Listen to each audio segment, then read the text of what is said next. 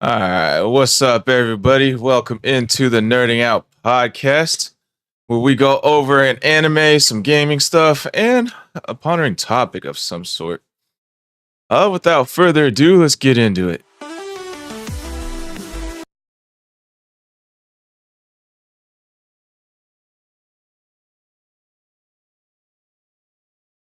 Oh no, there's no intro song.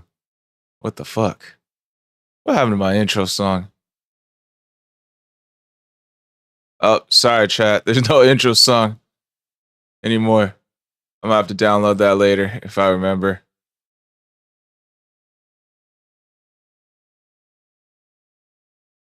Oh, here it is. There's the intro song.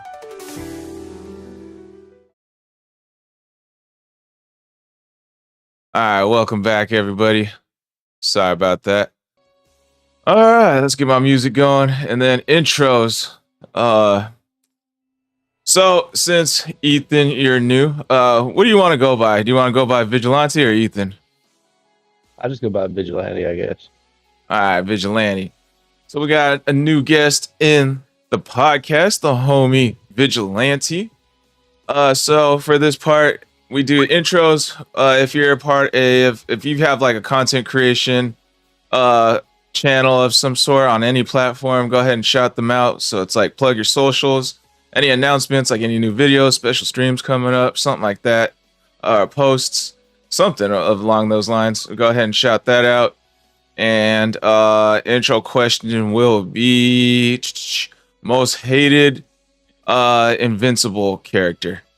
All right. From my angle, it looks like Brock, Hunter, Vigilante, and Seven You Ninja. just call me. It don't matter. That'd be better. Hold on. Before we continue, Vigilante, when you do your intro, you got to answer this ritual question. Who is your favorite Dragon Ball character? If you watch it. I'm basic, so Goku. Wait. Yes. He said he likes Gohan too earlier. I've seen Gohan. Then he got weird. No way. All right, go ahead, Brockstrap. Take it away. All right. Brockstrap 55, just like it looks on the stream here. I do mostly Pokemon stuff. A lot of Soul Link stuff with Squall Rush here on our Thursdays on his channel. I converted over to video format. Doing some Pokemon Insurgent here on Rumble, and then on YouTube I do some Emerald Rogue. It's pretty fun, so make sure to go check that stuff out. I do stream every once in a while. I don't know if it's my internet or what's going on. Some streams are good, some streams are definitely not. So I don't know. I guess it's a toss-up on that stuff. But yeah, come check me out. Favorite? Oh no, I'm sorry. The worst Invincible character or my least favorite? Yeah. Most hated. Most hated? Dude, who's the portal guy? Oh, talking about? With his brain sticking out. Yeah, the brain sticking out guy. His name starts with an A. Avon. Something. Angstrom. Yeah, Angstrom Levy. Angstrom Levy. Yeah, he's terrible. I don't like him at all. All right. Go ahead, Hunter. What's up, everybody? Y'all already know who I am. It's Secret Code Soft. You can find me in your wife's bed. And you could also find me on TikTok at Hunter on Tik. But least favorite, my most hated Invincible TV show character. I ain't gonna lie to y'all. There's one thing about this show that's really hitting. Like every character, like really is just well written, and there's not a whole lot of characters that really stand out to me as far as like this dude ain't had no business doing this shit. Like I hate this motherfucker. Like none of them. Like it's a really well written show. But to be perfectly honest, because hashtag fuck the oligarchy, Cecil. Fuck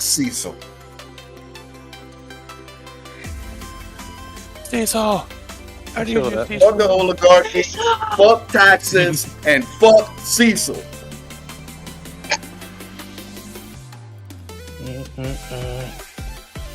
Am I next or someone else? Yep, yeah. Vigilante. Go. I gotta say duplicate. Dude with the hoop. I get it. Duplicate. Duplicate. Oh, duplicate. Wow, Yeah. bro. After I got the duplicate skin We on really Fortnite. got tight, yeah. We really. I'm surprised they're promoting I that. swear to God, Promoting as soon as Duplicate. this I am too. I was surprised about that. Mississippi, just to kick your ass. I don't know if she got promoted or if she was just like the free, easy one to get on. You know, Just I like can she see wasn't- that. she wasn't Solo awarded ad. anything. Licensing and stuff. He had a whole solo ad. I was like, what is that? Why is she up there? You mean on, Yeah. on Fortnite? Yep. Fortnite. She had a whole probably- solo ad. I think it's what Brockstrap said. As far as licensing and shit goes, she was probably the easiest one for them to give up. They had All a- right, You got Ninja, Omni show Man. both how it's done. All right. Guys, it's 7 Ninja 7. You can find me at Game Till MeWe and on Rumble. Yes. Ninja Connoisseur, Anime Connoisseur. You'll find me watching most animes except Yaoi or Yuri. And outside of that, most hated Invincible character. I guess I've been watching like a lot of character videos talking about like going in depth on different characters, and so I understand her, but the fact that Amber knew that Mark had superpowers and what he was doing, and she still gave him shit for it, I hate Amber. I can't do it, bro. Yeah. Where's the 1v1 sound? Where's the? I'm about to debate you on this. I can agree with you on that. Yeah. I'll plug my Listen, socials I'm and not shit saying I don't afterwards. understand. But she wasn't I'm that not saying I bad don't though. understand. I'm not saying I don't Hey. understand pencils. I'm saying that you know. You give the boy a little slack, God. Yeah. Look, but at the same time, you got to think about it like this.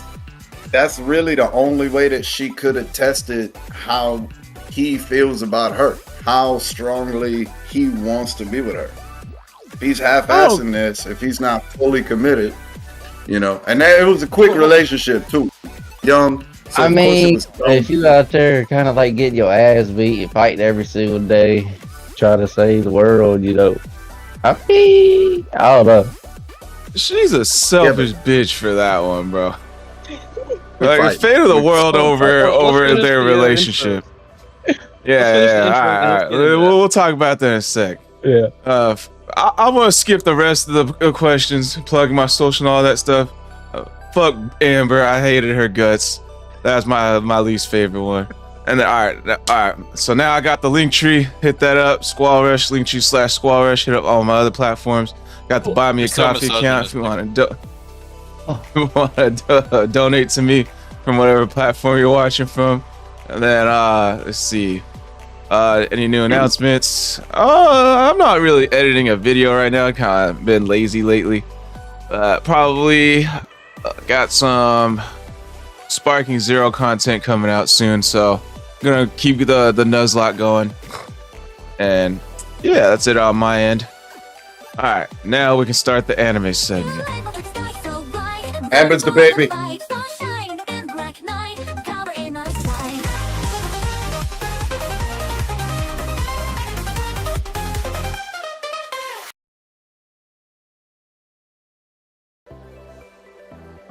Alright, welcome back everyone. Alright, so if you guys couldn't tell, we're talking about Invincible today. You know, the very highly anticipated, the only reason most of us got Amazon Prime, or if you did get Amazon Prime, Invincible is the reason why you got it, most likely. More likely than not. Yeah. So We got an app for that. we can go around the table. First, initial thoughts, what you all liked or hated about it, all that good stuff. Seven Ninja, start you since you went last. You can start first. I mean, listen. I like the idea of taking a realistic look at like what a superhero is going to deal with. Of course, let's be real. Invincible's world is pretty like golly, he gets attacked on a regular basis. So it's not exactly like your Spider-Mans, your Supermans. You're not seeing something of that rate. You're seeing something far, far worse. And it's like you're watching a man. He's always says, "My name's Invincible," but it's not talking about your durability because you get washed pretty regularly. And we're talking about your will, and this guy's will is invincible because this dude did not break, regardless of what happened in his life, and he easily could have. So, I guess I would say I like the realism, but I also like seeing Mark's character not only evolve but stay true to his true beliefs. Outside of that, I'm glad they're not shy about gore. They're actually looking into like, what would it be like for this guy just like, most characters get punched through a wall and there's like no bodies or blood like smeared or red mist, whatever. Omni-Man, let's just go through a train real quick. Whole bloody whatever. So I'm looking at it and it's not like a The Boys kind of show. It's somewhere in the middle of what we normally have as comics and The Boys, if you will. And so I kind of like that. Okay. All right. Ethan, what are your thoughts on Invincible as a show? I think it's a really good show. I like the gore that they have in it. I thought it was pretty cool after I watched The Boys. I found out that they made the show Invincible too. So I checked it out. Okay. Mm-hmm. I haven't found anything I disliked about it yet though. I say it's a 10 out of 10. Damn. Ooh. Okay. All right, Hunter. Look, everybody. I mean, the thing about Invincible is that it's Superman done right. The show is great. It's very well written. All the characters are well written. I tried watching Superman. I hated it. I tried watching Invincible. I loved it. I love Invincible as much as I love Naruto. I love Invincible as much as I love hating Goku. I mean, it's a really fucking good show. The only thing, actually, the thing that I hate the most about the show Invincible is the dumbass fans that keep trying to compare them to Saiyans. When people try to compare Viltrumites to Saiyans, it doesn't make any sense. I'm somewhat seeing it, cool. I don't know I'm somewhat seeing it. They like the fight. They like the conquer. The strongest Viltrumite in the whole fucking world, in all of Viltrumites, isn't even fucking planet level. And you're just scaling. You're not looking at like their character, how they're acting. Well, that's what I meant but that's what I meant when I said compare though.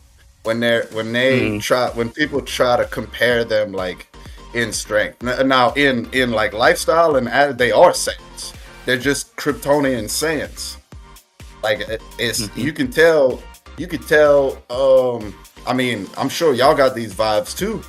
To me, when they were writing Invincible, they wrote the Viltrumites as if Kryptonians were Saiyans, or down a similar path, Saiyans that didn't get overthrown by Frieza. You know what I'm saying? Mm-hmm. And I mean, I love it. There's not a whole. I'm having trouble thinking of things that I don't like about it. I don't like the fact that y'all don't like Amber. I don't understand why anyone wouldn't like Amber. How do you feel about Immortal? Immortal, he's a stubborn fucking dumbass. This motherfucker goes charging headfirst at a motherfucker who done already killed him more than once. Like, dude, just know your place and bow. Like, seriously, submit. You're not that guy. Hey man, there aren't many people willing to scrap with Omni Man. Yeah, You gotta and give him his dumb ass died more than once because of it. Like, stop. You're not him. Like- Now everything outside of that with Immortal's character, I'm with him. You know, like I understand. Like you like when he wound up with Duplicate. Okay, I know a lot of y'all or a lot of people didn't like that. Squall was saying that Duplicate was cheating on Rex. I don't understand how. They was never together. That's not cheating. Squall's got that toxic loyalty that makes the world a worse place. And I mean, I'm sorry, but just because you had an orgy with this one girl don't mean that y'all are married. She's not yours, dude. She just wanted some dick. It's not like, get over yourself. I loved Rex's character development. I don't know how y'all felt about that, but Rex's character development. Because I was seeing myself. It was cool. He went from like seeing the way Rex was acting and shit around people. Like, I would see, like, dude, fucking, I act like that. Like, I'm a fucking asshole. You know, I need to get it together. You know. I'm glad you're going to get first step. I mean, I've always known I was an asshole, but like to see it firsthand, it really, you know. And I mean, there's gotta people start that seeing a new cult sauce. no, you're not. There's people that love seeing that about seeing me as that. There's people that love me for who I am, but at the same time, that was something about me that I particularly didn't like. I was like, okay, I don't like the way that this looks, and I know for a fact I look like this sometimes.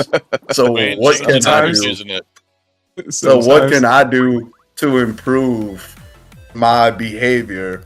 And I started hitting them geek bars. I don't know if it's a good it's a good remedy, but it's what I did. We tried, guys. We tried.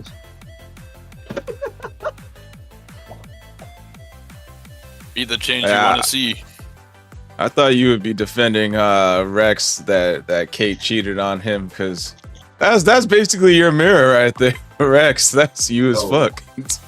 Oh no, that's definitely one thing where me and Rex differ. I know the difference between sex and love. do you? You know what? I fucked more. I mean, I stopped counting at 30, but I promise you, I never loved any of them. Remind me, why does Duplicate stick with the Immortal Idiot? They said that the biggest thing that they have in common is that they both know what it feels like to die, and nobody else can really relate to that the way that they can. I do kind of remember that. And I mean, look, as far as Duplicate, you know, like Duplicate's like what fucking, I think she's like 20 or under or whatever, but I mean, because the team she was on was called, was it Team or Teen with an N team? Were they all teenagers? Team. Yeah, they were all teenagers. Like, it's like Teen Titans, but the Invincible version. Immortal's the world's oldest P word, but well, I think I think in season 2 they're all E's. Yeah. But it was. I'm very glad. Very glad, like, for Duplicate that she was able to have that with Immortal, because as far as Earthlings go, Immortal is that guy. Immortal's at the top. The only thing on top of Immortal is Mark Grayson, Invincible, and I mean it's like to me it's kind of like seeing if a chick like Videl from Dragon Ball Z, who would go out and do her own vigilante work, but is by far not at all the strongest motherfucker around. If all of a sudden she got with Krillin, strongest Earthling, like I would be very happy for both of them. So that's exactly how I feel about Immortal and Duplicate. Even though the age gap is astronomical, but what can he do about that? Enjoy it, I guess. Of all the things you could have just said. She's in her early 20s. All right, Leonardo DiCaprio, calm down. You get us canceled.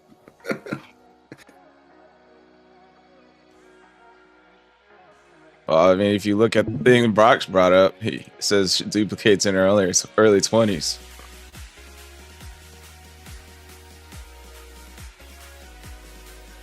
What the fuck? I can't hear you, Brock. So, I was shutting my water off whenever we started this segment, so I don't even know what the question was. Like, what are we actually discussing right now? Just your thoughts, whatever you want to get out. Your first initial thoughts of the show. Okay. So yeah, like I said, I think the show is Superman done right, and I'm really excited that somebody took the time to actually write that out. And because I mean, I always see the debates, Superman versus Goku and blah blah blah, and it really aggravates me that it's impossible to be a Superman fan for me because it's just so boring and stupid.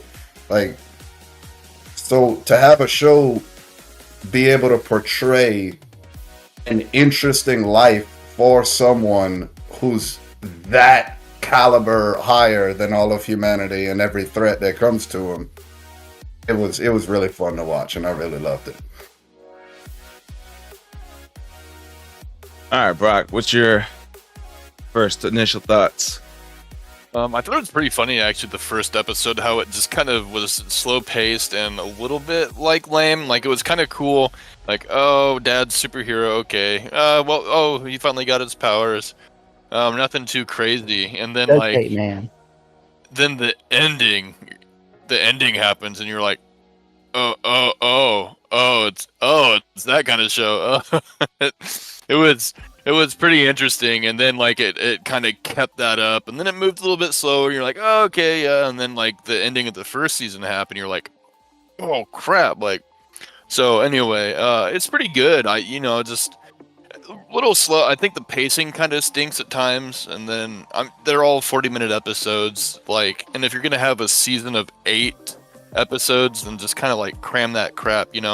I get world building and slower pace kind of stuff, but I'm not sure these guys know really how to write relationships. It just kind of seems like, I don't know. I didn't really feel the spark there for Amber and Mark. I mean, it kind of was there, but whatever. And then him and Eve just kind of happened really fast, and you're like, I don't know how. I don't know. It seems like if they're gonna stick to kind of superhero and choreograph fighting stuff, Mm-hmm. I don't know. I feel they're as good at relationships as Toriyama might have been at his relationships. I saw somebody have a fire. Go ahead. Yeah, that was me. One thing I forgot to say was, and real quickly, I absolutely loved the way that they chose to, the way Eve uses her powers. All the superheroes, I want to fight crime, I want to beat up the bad guys. Eve was out there fixing repairs and making waterways for people who didn't have natural sources of water, shit like that. That was really interesting and really cool. That was a great perspective on that for me. I really like that if she understands something to its molecular level, she can actually do it. So her quality goes up based on that, and I like to see that she actually studies things just to do it. There's a Green Lantern, I think his name's John Stewart. He does that with his constructs, and so his are a lot stronger because he knows the details. and so it felt very similar seeing Eve do the same thing. My first initial thoughts. I was kind of like Brockstrap at first. I was like, saw the first episode. Fuck, this is just like the Justice League. You got the Flash, you got Batman, you got Superman. What the hell? There's two Supermans this time around. That's different, but all right, whatever. Being immortal and Omni-Man. You got like the alien guy or girl, I think it was in this show. I was like, man, fucking basic ass show. What's up with everyone? I'm really liking this bullshit. And then like everybody, what's it called? Like after what Brock said, like I had the same thing. Like Omni-Man kills everybody. Like holy fuck, bro. Oh damn, this shit's gory as fuck. Oh. It got crazy. It was beautiful. Yeah, and like it was like that throughout the whole show. Like freaking, I think Mark like goes through his first phase of becoming a hero with the teen teams, and like freaking he gets like launched backwards and he lands on a group of like what's it called? He launches on into like a group of people and like slams onto a grandma and like her guts and shit are all splattered everywhere.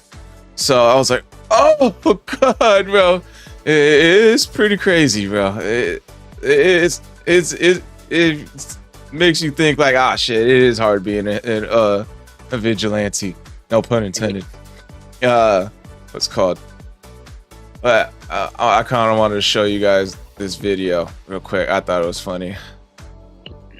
And sometimes it's like the desperation of wanting to get the job done that he has and still not able to do it, which is a little saddening. So like it's kind of cool to see a superhero when they don't succeed all of the time. Yeah, and I think I was watching season 3 a couple weeks ago, and like there was like a part there. I think it was Invincible versus that one Viltrumite at the end, and like that part almost made me throw up. I forgot his name. Like there was like some parts where it's just Conquest. Like that part almost made me throw up. Paul gets squeamish when he sees stuff like that. Remember his stomach was hurting when we showed him Yujiro Hanma? I've never even thought about like how does Squall feel about see Squall, how did your stomach react when Lil fucking Damian Wayne copycat fucking Mark's little brother killed them blue dudes? Killed them blue dudes? Oh, killed them. Oh, shit. The dudes in the show? Like, fuck. You know, I was like kind of doing something while watching that. I saw the end of it. I saw that they were fighting.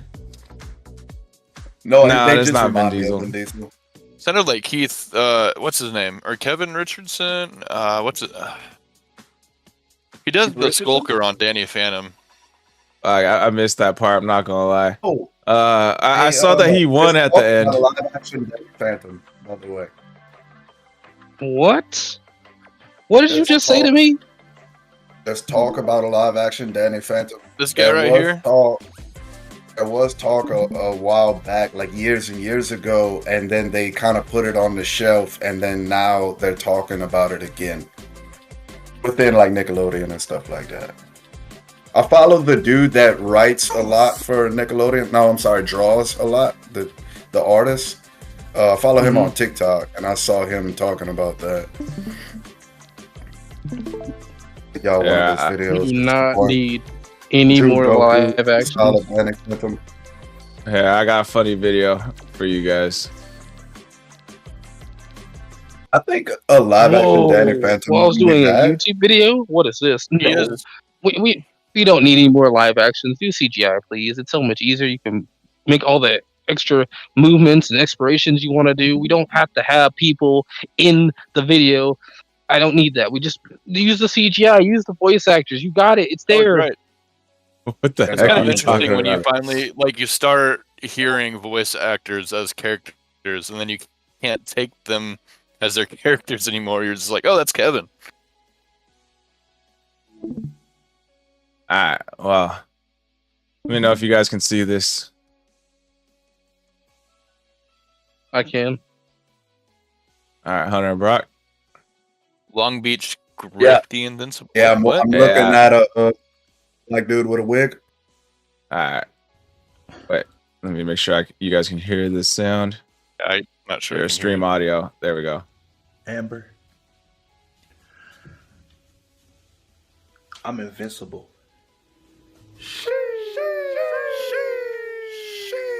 I know. Excuse me? I know you were invincible. What? How long have you known? For about 3 weeks. What the? 3 weeks? If you knew for 3 weeks, why have you been giving me a hard time? Because you weren't spending any time with me. I'm a superhero, damn it. 3 weeks? What the? My best friend almost got killed by a cyborg. I saved his life, and along with others, and then your ass still got mad. You lied. You didn't tell me you were a superhero. Secret identity. Also, you didn't show up to volunteer at the soup kitchen. That was a big deal for me, Mark. Amber, I'm sorry. Okay, I really am sorry. You know, I'm sorry that feeding homeless niggas is more important than the safety of our community. And I would have made it. I really would have made it on time if I didn't almost fucking die. I almost died. I needed you to be there, like you said you would. Am I on mute? Am I talking to a fucking wall? Is this even really happening right now? I'm pinching myself. I didn't wake up. Bitch, I almost fucking died. But you lied to me. Yeah. At this point, I'm talking to myself. Fuck you, bitch. Excuse me? Fuck you. You inconsiderate ass, dumb ass, ungrateful ass, stupid ass bitch. Man, you got me fucked up, my nigga. I've been trying so motherfucking hard to keep you a part of my life in these interesting ass times, trying to be a fucking hero, trying to save the motherfucking world. And you motherfucking ungrateful, you stupid ass bitch. I even went to fucking Mars. They did write her better later, though. Rock. Did you know you're the only bitch on Earth with a motherfucking Mars rock? Bitch! I mean, fucked up, cuz. You got the fucking nerve to go to some fucking party with some random ass light skinned nigga you barely even know. Bitch, I Omni-Man your shit right now, cuz, on the hood. Did his dick taste good, Amber? Fuck you, Mark. You should go. I'm going. I mean, fucked up. Bitch, I'm invincible. I can have any bitch from here to Kansas. The fuck is you talking about? Have a good life, stupid ass, stank ass, dumb ass hoe. Fuck you, bitch. I'm finna go fuck Eve. I'm fucked up. That was a waste. And he of time. did. Also, it's the perfectly fucking. That right there is a perfect example of why I have little to no respect for all these motherfuckers talking shit about Amber. Because y'all small-minded motherfuckers keep pretending like Mark's perspective is the only fucking perspective in the whole fucking world. First of all, never once was she coming from, but you didn't spend time with me. No, the only thing that she was holding out for was waiting to see when he was going to tell her. When he was committed to her enough for her to know his secret identity. I'm not dick riding Amber right now. Together. Exactly. How much time did they have? It was only together for a few weeks. Why would she tell her that? That makes no sense. Exactly. That's why she wasn't fucking pushing it. She wasn't. Wow, she looked like she's backing out right there. How many times? She definitely was like taking a seat back. Exactly, she was taking a seat back and she was staying with him. How many times did he not show up in the fucking first 3 weeks of their relationship and she stayed with that motherfucker? We all, well, no, Brock Strap's like ancient compared to us, but we all tried to date in today's world. A couple years older than Squall. You know damn good and well these bitches today, if you don't text back fucking 5 minutes too late, she already got another boyfriend. She was holding it down by today's standards. She was just waiting for, and when he did tell her, my age. What he did. Listen, tell I her, how did understand she react? all before she knew. I understand all before she knew. I'll give you that. Oh, I understand all before she knew. She thought she had a normal guy, but once she knew, hey, my You boy should is have backed off. almost dying on a regular basis. I mean, listen, she could have How came would you to him. handle that? They've had multiple moments where he's like, they're just together, no one's around, nothing's happening. All she had to be like, hey, I know you're invincible. You can tell me, hey, listen, I know what's going on. I see you. You look too much like that other guy. You go off at random times. I haven't seen Bruce Wayne and Batman in the same location. So, so when I look at that, I'm like, yeah, if I knew, I'm not going to give you a hard time because I clearly know, hey, I know where you are. Because you just got beat up, about died. At clear as day, I'm going to know, hey, I can't be yelling at this guy like this for not showing up to something when he almost died and I know he almost died. Go ahead, Brock. I'm after you. Attest to how well we all think of Amber as a character. How would you have felt had Anissa actually killed her right then and there? Nissa? I have to look this guy up. The woman One like Viltrumite. that. Oh, how would I feel if I was Mark? It broke my heart. Or How would you Amber? have? No. How would Or you, the Squall Rush? fan. How would you Ninja? How would you Hunter? How would you have felt had they finished her off right there? Would it have been like, oh shit, or would it have been like, oh no, I can't believe they just killed Mark's girlfriend? Like, I would have been like, Honestly, I'll put it like this. I've been I wouldn't have been heartbroken. I wouldn't have been like she deserved to die. I wouldn't be like she deserved to die. But at the same time, I would have been like, you know what? This leaves room for something else because I clearly don't. What she's doing doesn't make sense. Now I heard that it is a writing error, which is why we got the version of Amber that we had. I heard that that's a writing error, so I'm willing to give her that. okay. Which is why I said I understand, but I wasn't don't. aware. But even still, there wasn't some correction. There was nothing said. It was just, hey, this is how she is. This is this version of this character, and she clearly knows. But because you didn't tell me something when you clearly shouldn't have, she decided I'm going to be petty. I'm going to do this. And when Bart brings it up, she's like, well, we can't do this because you only just said this because you were trying to get out of trouble. I've been literally almost dying on a regular basis. I'm trying to save the one thing that's gonna keep me human, Right. or at least humble. So I'm throwing this at you because I clearly see this is falling apart. So I'm gonna come at you and I'm gonna tell you. And yes, it may seem kind of shitty, but guess what? At least you know this is what's happening. And so I tell you, and you say, "We're done. I don't want to do this no more." Spits in his face. Because damn I near. decided to tell you. Anyway, I can go in circles on this. Go ahead. Look, y'all keep forgetting that Mark Grayson and Invincible are supposed to be two different people, alright?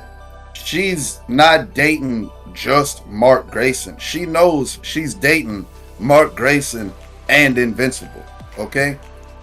Her being petty and shit for him not showing up, that's her being the girlfriend of Mark Grayson. She knows that he don't know that she knows that he's invincible. As far as Mark Grayson is concerned, Amber doesn't have a fucking clue that he's invincible. So when he's just not showing up to shit, she has to be that girl. She has to be that way. That's you. You are this superpowered being. You have a double life, and you have to manage it correctly. If she's just understanding of all of that right from the jump, then it's just gonna give him all the freedom in the world to treat her as an afterthought, as a secondary thing, and that's not what a girlfriend is. That's not what a life partner is. So she does have to be like that until it's said. But Until it's known. Mm-hmm. The I'll thing take is, that though- as a decent point. I'll take that. I just made a decent point. Like, you can't deny that Okay. there's something to what I just said. Okay, I hear you. I understand. I don't know, bro. Like if she's basically dating a celebrity, bro. Like I can't see Leonardo DiCaprio's girlfriends like going up to him and being like, "You don't ever spend time with me." Oh, I'm fucking shooting films. Well, you That's lied because about you're it. always in daycare. Anyways, I don't see like any celebrities like girlfriends going up to them, giving them lip and attitude, or they'd be kicked out of the door. You know, they could just find another girl like that. You know, I feel like someone like Mark can do the same thing. He's a fucking superhero. My thing about Amber is that, like, yes, she could have acted that part, but there's a part of her that's always going to be like, well, I did know, and I could have brought something up, at least so we can get past this, because this is an issue. And I feel like when you're not going to leave an issue like that up as soon as you, because number one, we already brought up, he's not showing up to the things. Okay. This leaves room for her to say, "Hey, what's going on? This could have that conversation at the end could have happened way earlier." And it could have been a simple thing of like, "Hey, you know what? I noticed you're gone at random times, and at these random times, this other guy shows up. He looks a lot like you, and you got a pattern." So to me, this says, "Hey, this might be you. I know there's a reason you're probably hiding this, but if we don't try to squash this problem now, I'm gonna be done with it."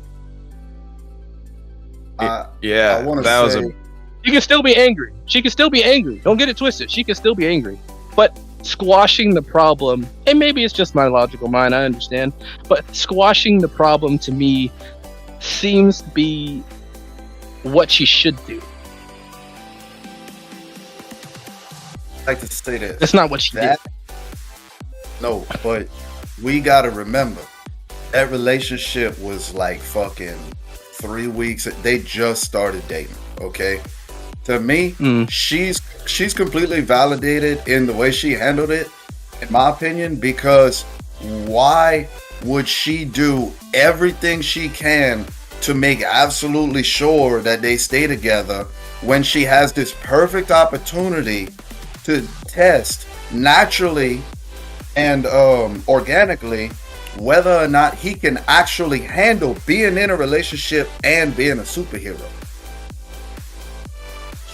For her, if she was to sit there and handle it logically, like you were saying, to handle it in a way that let him know that I know who you are and all of this shit, then he's not making his own decision to make things right with her. He's constantly putting her on the back. So that means that if she was to do that, like I said earlier, it would have left her as nothing to him. It wouldn't have even been a girlfriend. And look, it's not, if you're not ready for something, that's okay. Like even when he got with Eve, that's okay. Like I get it. Me and you wasn't gonna happen. Me and you wasn't gonna be, whatever. And that's why she handled it like that. If he could have handled being a superhero and a boyfriend perfectly, then they would have had a happy relationship. But he wasn't ready for that. He wasn't able to do that. That was not within his power. And her handling it any other way would have been bad for them in the long run. Not good. wait, what? Amber was supposed to be white? Right? In the comics, she was white. In the comics, she is. And she had a very different personality. And I 100% am very glad that, holy shit, that they wrote her the way that they did. Because the comic book version of her just makes the whole show fucking boring and lame. What the fuck?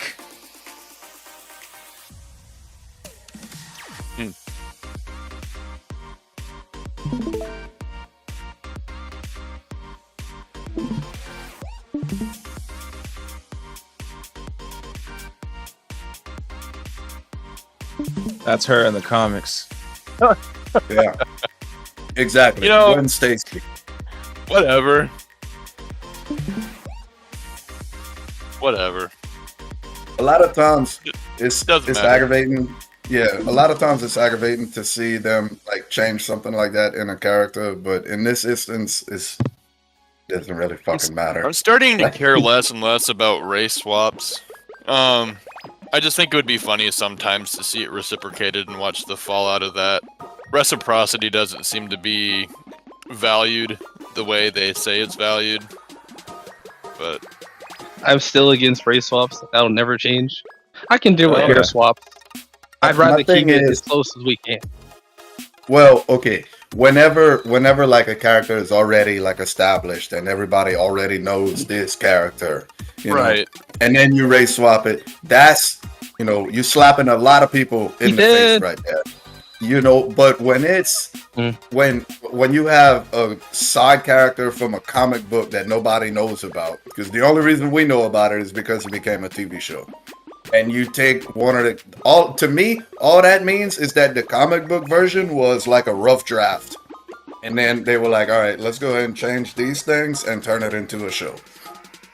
Well, even if they have like different characters filling the same role, like you have a Green Lantern Hal Jordan, and then you have the Green Lantern John Stewart, right? Like you can have multiple. They don't have to be race swapped. You can just make a whole new character with a different like.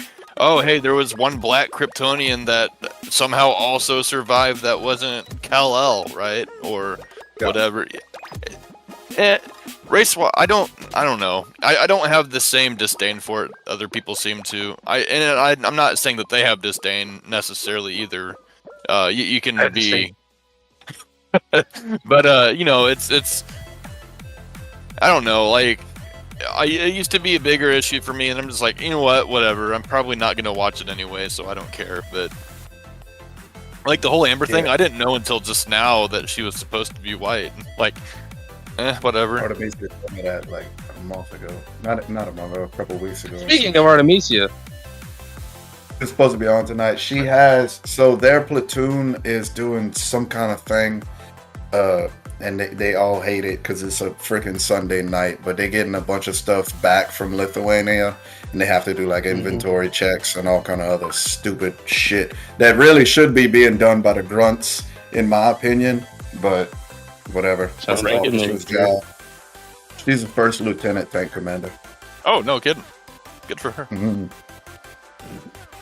All right, Vigilante, we're talking about Amber, how much we all hate her guts, and Hunter included hates her too. Like, No, absolutely not. I'm fucking the biggest shield in the world for Amber right now. Y'all are all hating. he's on the heel. Y'all are hating. No!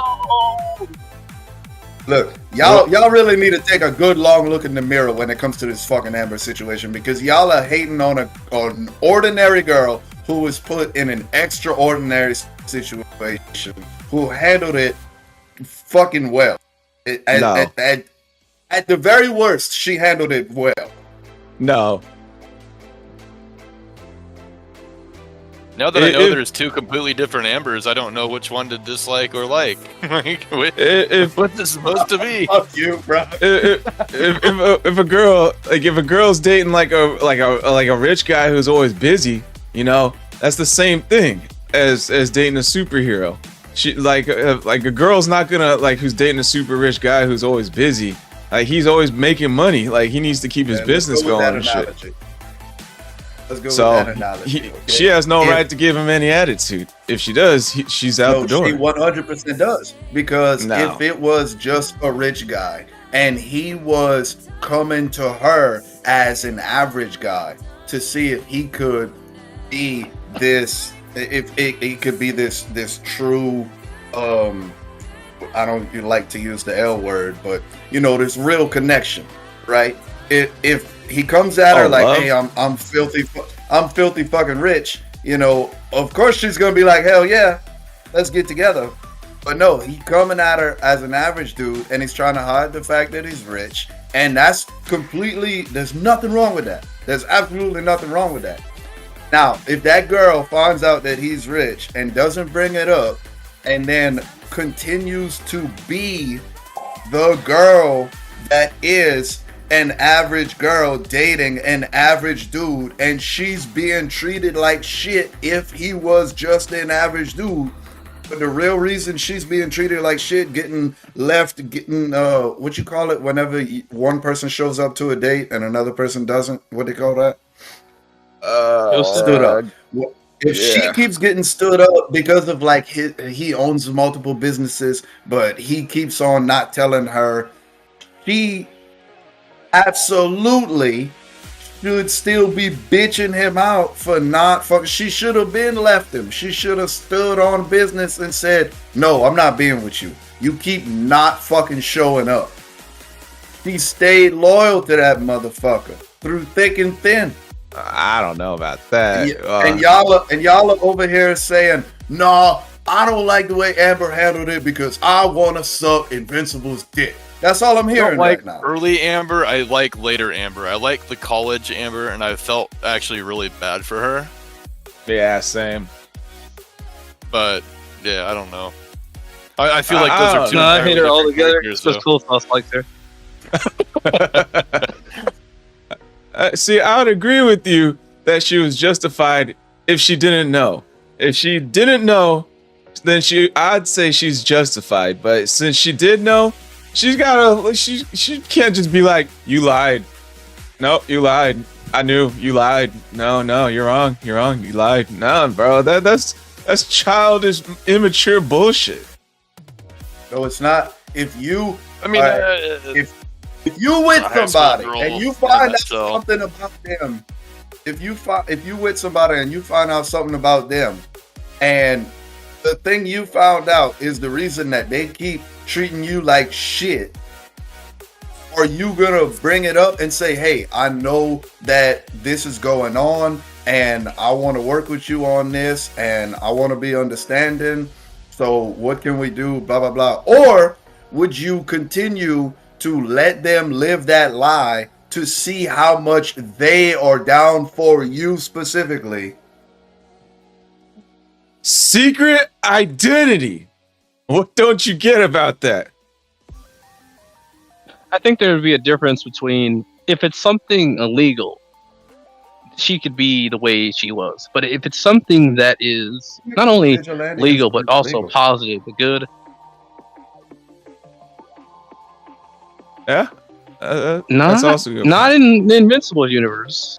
Not in it. Like cops are not really coming to get him like that. Like not like if we're talking about Spider-Man, that's a different story. Superheroes are a thing in that world. Like everyone knows. So it's not really illegal.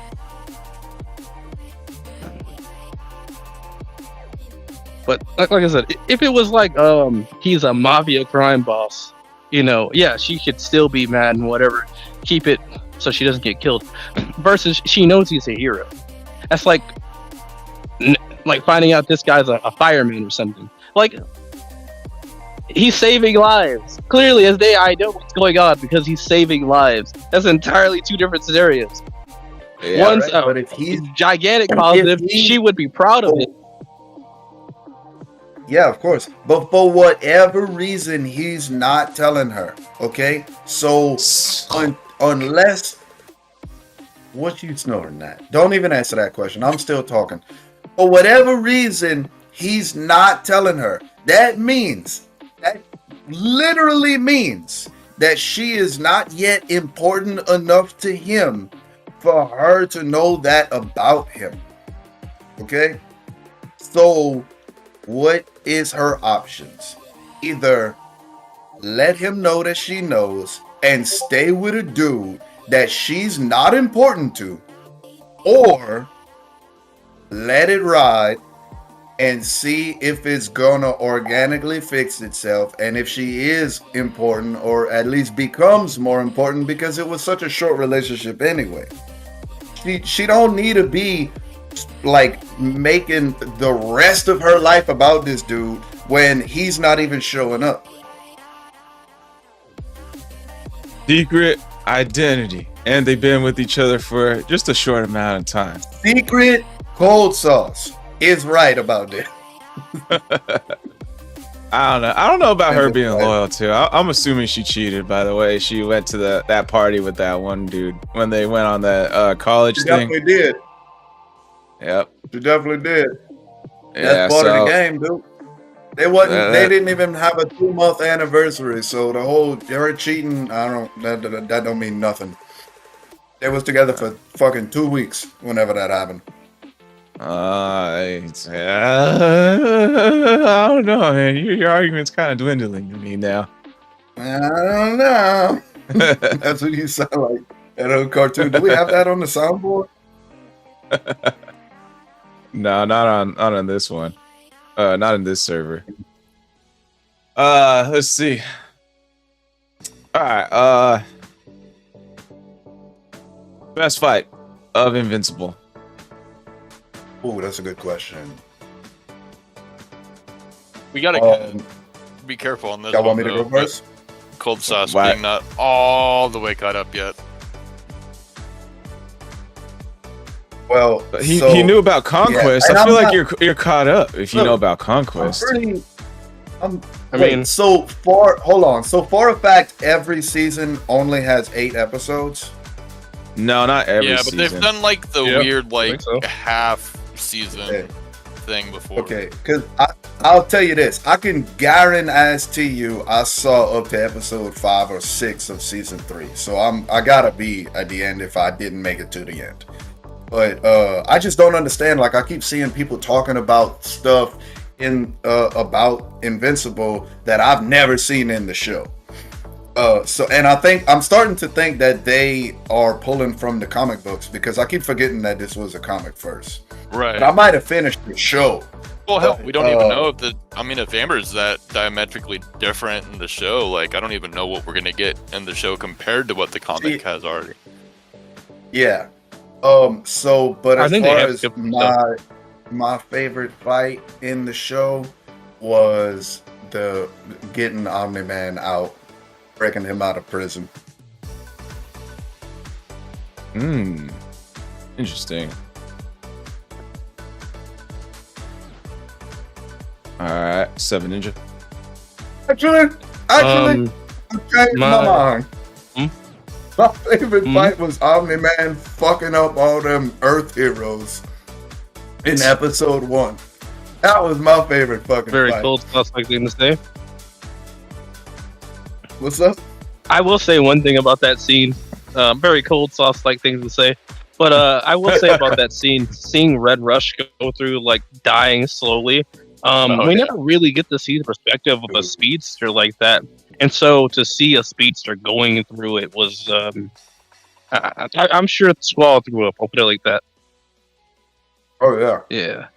And You feel like that? if Squall had any dairy products that day, Squall threw up. Nah, I'm not lactose intolerant. Until you watch somebody squeeze another person's head off. Like a melee.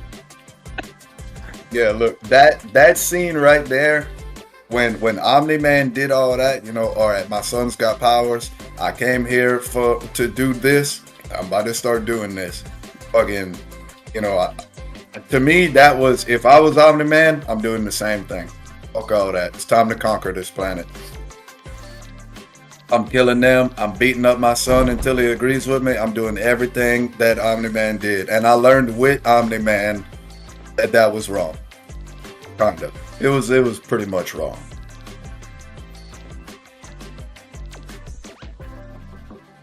The moment it was cemented for me, for Omni-Man being like a antagonist, was when he went into the one alien world where time went really fast, and then at the end he's like, "Earth is not yours to conquer." That was a freaking I'm really fast. cold line. Yeah, no, in the second The episode, green they were- alien. Yeah, they were They fighting. were fighting like they 3 were days. Yeah, they But kept coming you back talking and about fighting the where he tank. had that kid? The grandma. No, When Invincible was holding that grandma, and Yeah. she died. Oh, It okay. was during that time. Yeah. Yeah, they were all retreating back through their That portal wasn't like on they were Earth? gonna come again, and then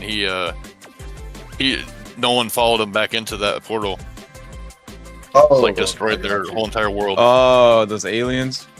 Yeah, the green Oh, yeah. alien guys with the robot suit and the Yeah. Well, I mean, look, that's to me, that's not being an antagonist, because, like, I've always been this way.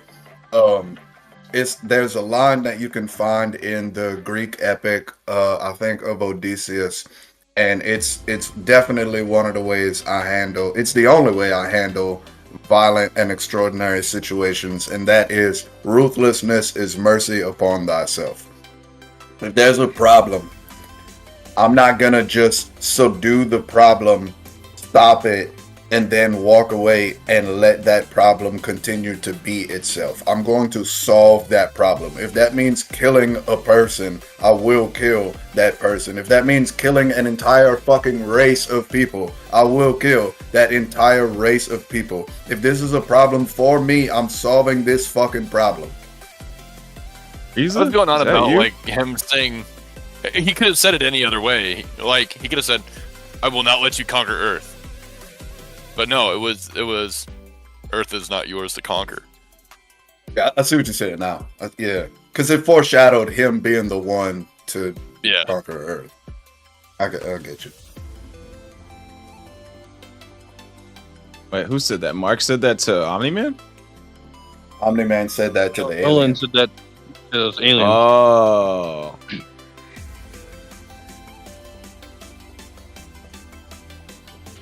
Did you give yours 7 Ninja? Your favorite fight scene?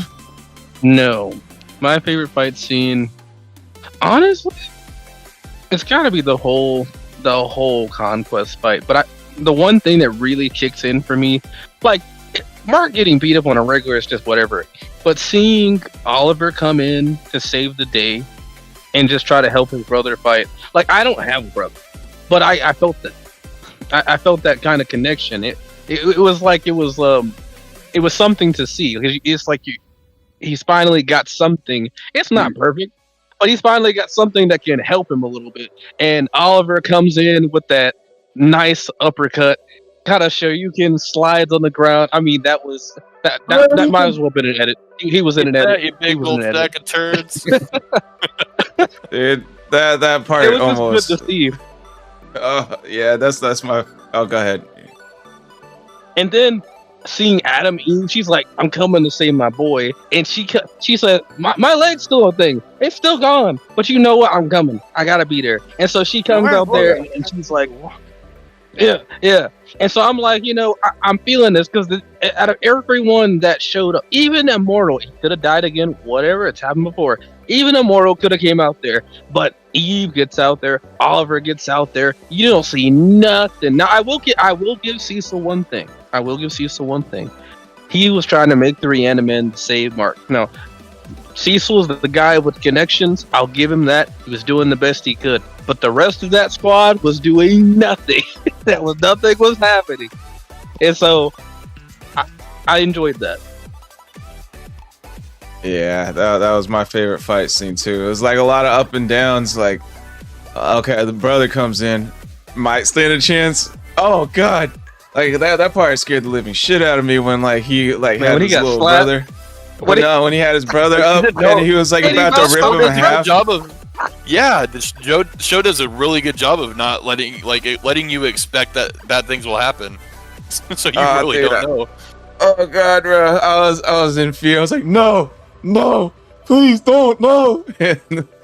And then when Eve comes in, it's like, okay, she's changing up the fight, changing up the meta. It's going up and down again.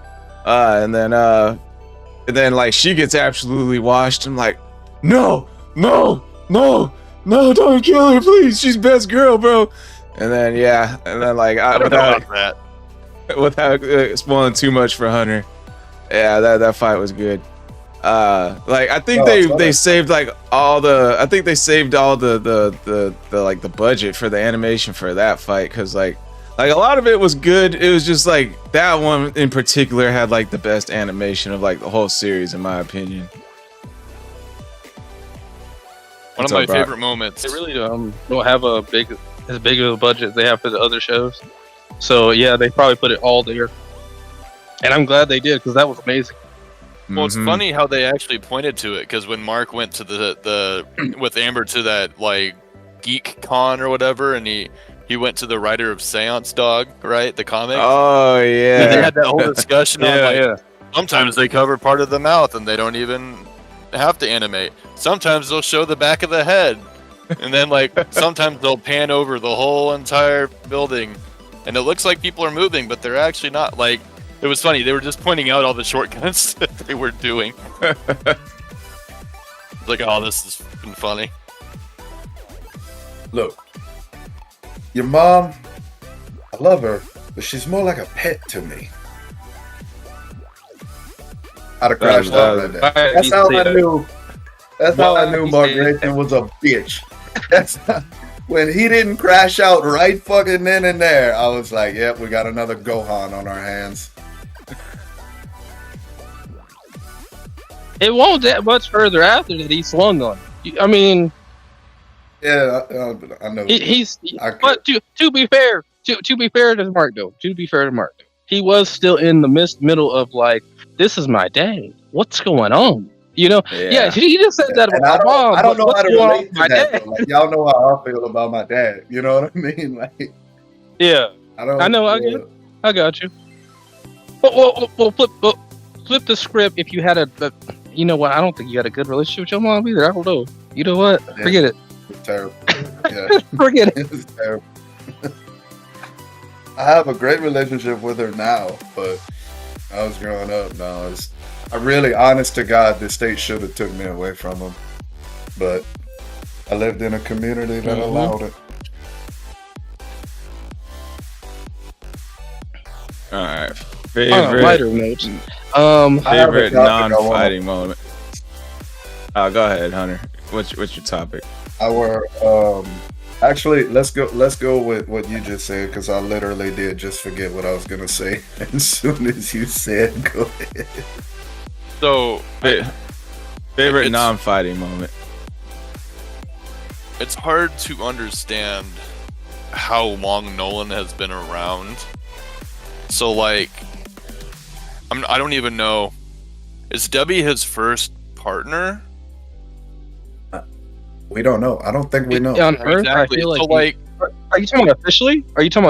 Or you talking about just strictly? Well, I don't even know how long he was around, how long he lived even before Debbie. I think like, if he lived for centuries, right? Then like that would have been only a short time. He could have had other partners. So like, where it seems crazy to us that it was more of like a pet relationship to him, like that didn't seem crazy to me.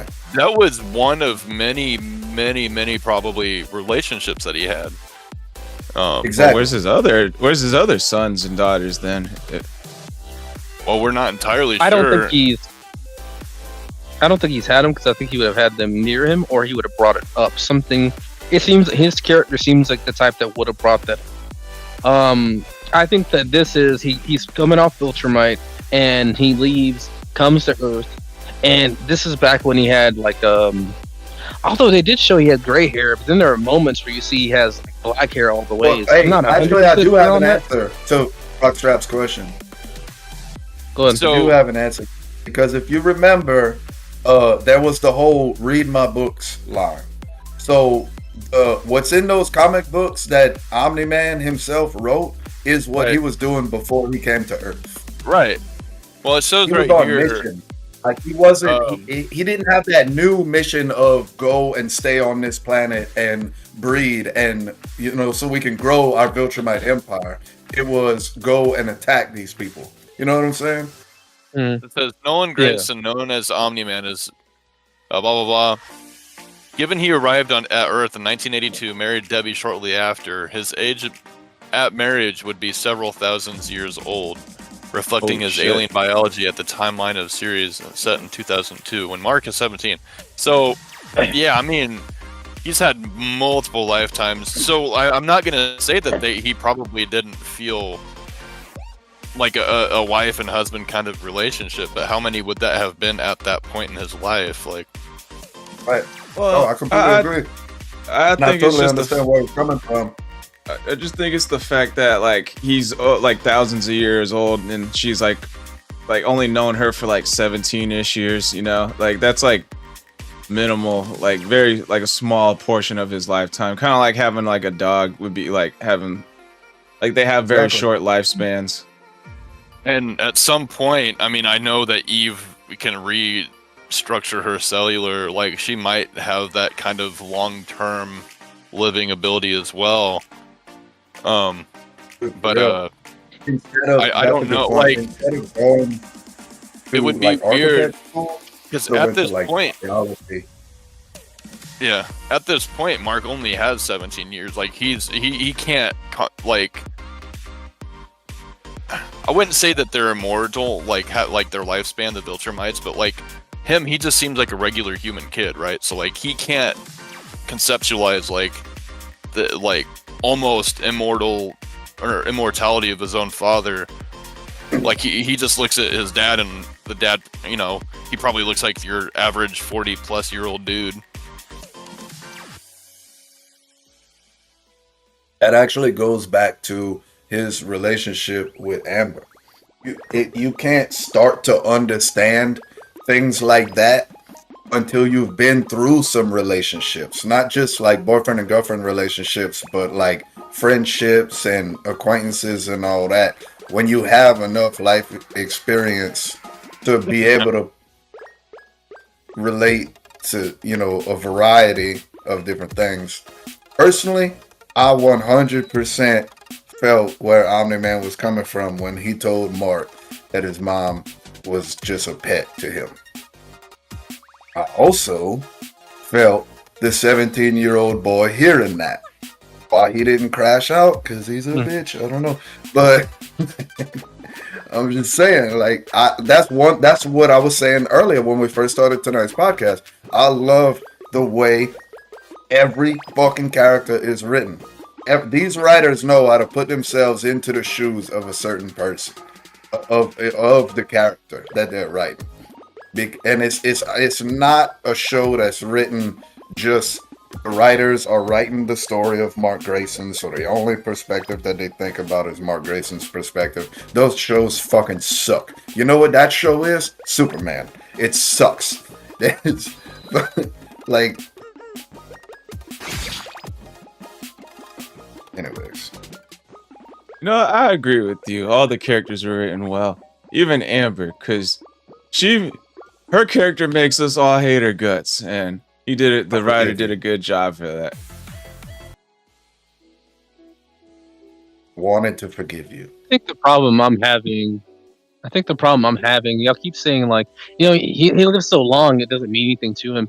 The problem is that we live years day by day. We don't live them year by year. And so the reason Nolan changes when Debbie's with him, number one, is he lived day by day. He was intimate. He was actually watching his son grow. His son's powers didn't grow immediately. If Oliver was the first child, I think this would have been like a normal, oh, you're a Viltrumite, you do what I say, yada, yada, yada. And he would have acted like normal. But he goes to Earth and his son has a delayed power gain. And so he has to grow his son and be the father he's supposed to be until his son gets his powers. And we don't know when that's going to happen, right? At least, well, we know, but he doesn't know when that's going to happen until it does. And so it's like, I don't think he's saying she's a pet to him because he thinks she's a pet. I think he's saying that because his programming as a Viltrumite She's only going to be here for a small fraction of my life. That doesn't. You're still not looking at the idea that this guy has. If it was that serious, he wouldn't care about her later. Let's put it that way. If she was just a pet, he wouldn't care about her later. He could have killed her at any moment in time. There's nothing stopping him from doing that. But he what the says, fuck? you know How many what? I pets love have you her. killed, Ninja? Well, that's his Freaking character Skull development. Him seeing Anyway. her as a pet, it made him not want to kill her. I don't think he saw her as a pet. I think he was fighting his Viltrumite side of him, and this life that he's lived on Earth with Debbie, raising a son. And I think that both his Earthling lifestyle and his Viltrumite programming are conflicting, because like he could have killed his son according to the Viltrumite programming, but he doesn't. And so that tells me that there's some conflict there that's causing him to do this. So you could actually say he's alienating Debbie when he calls her a pet, because he's trying to put her down. He cares a great deal about her, but the simple fact is he's got to do this. So let me try to push her away and make her as small as possible, so that I can do this without any guilt. Because even as this moment is coming up, and we see moments throughout especially the first season, he's feeling the guilt. He's seeing the problems that this is going to cause later. He's feeling it all the way through it. And so when we see it come to a head in the final fight against Mark, and he's just like, he leaves. He leaves. He says, I can't do this.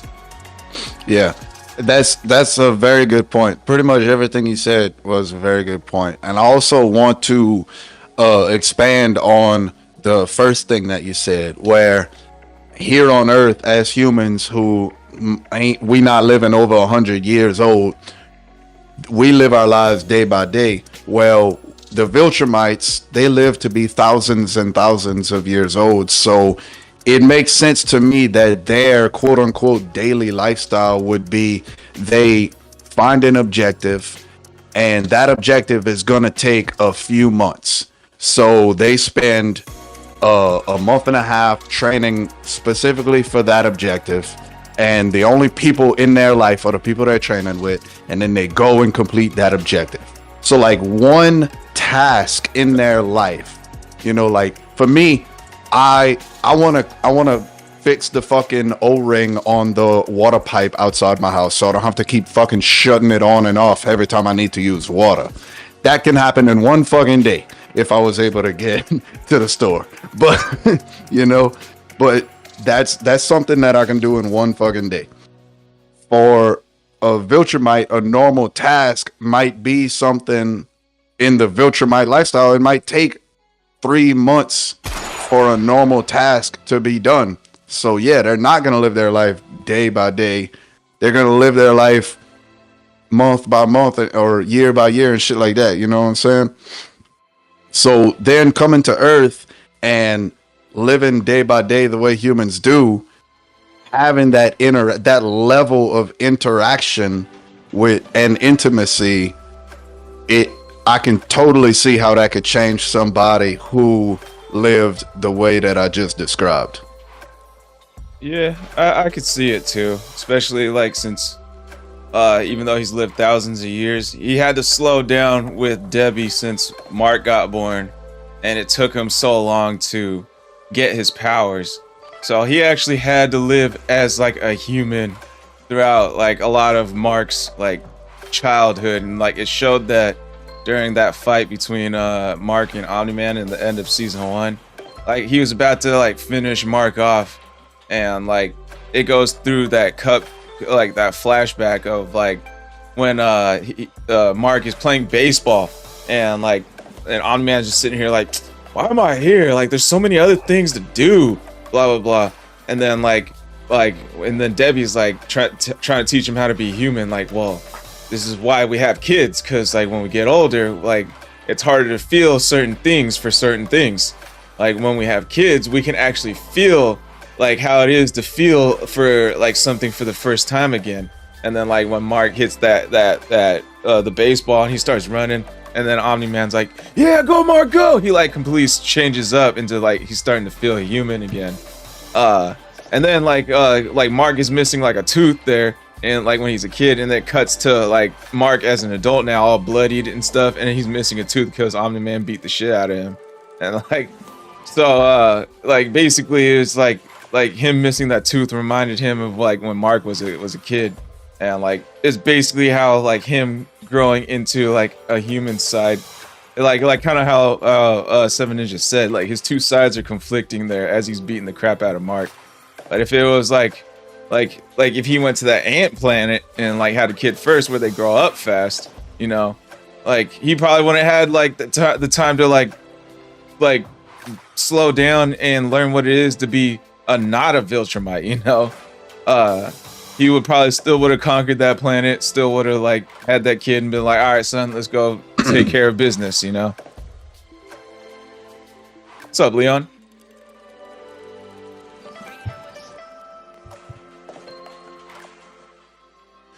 Crap, dude. I keep on remembering and then forgetting this topic that I wanted to bring up. It was something. It was something. It was something revolving around like how we feel negatively about this thing in the show.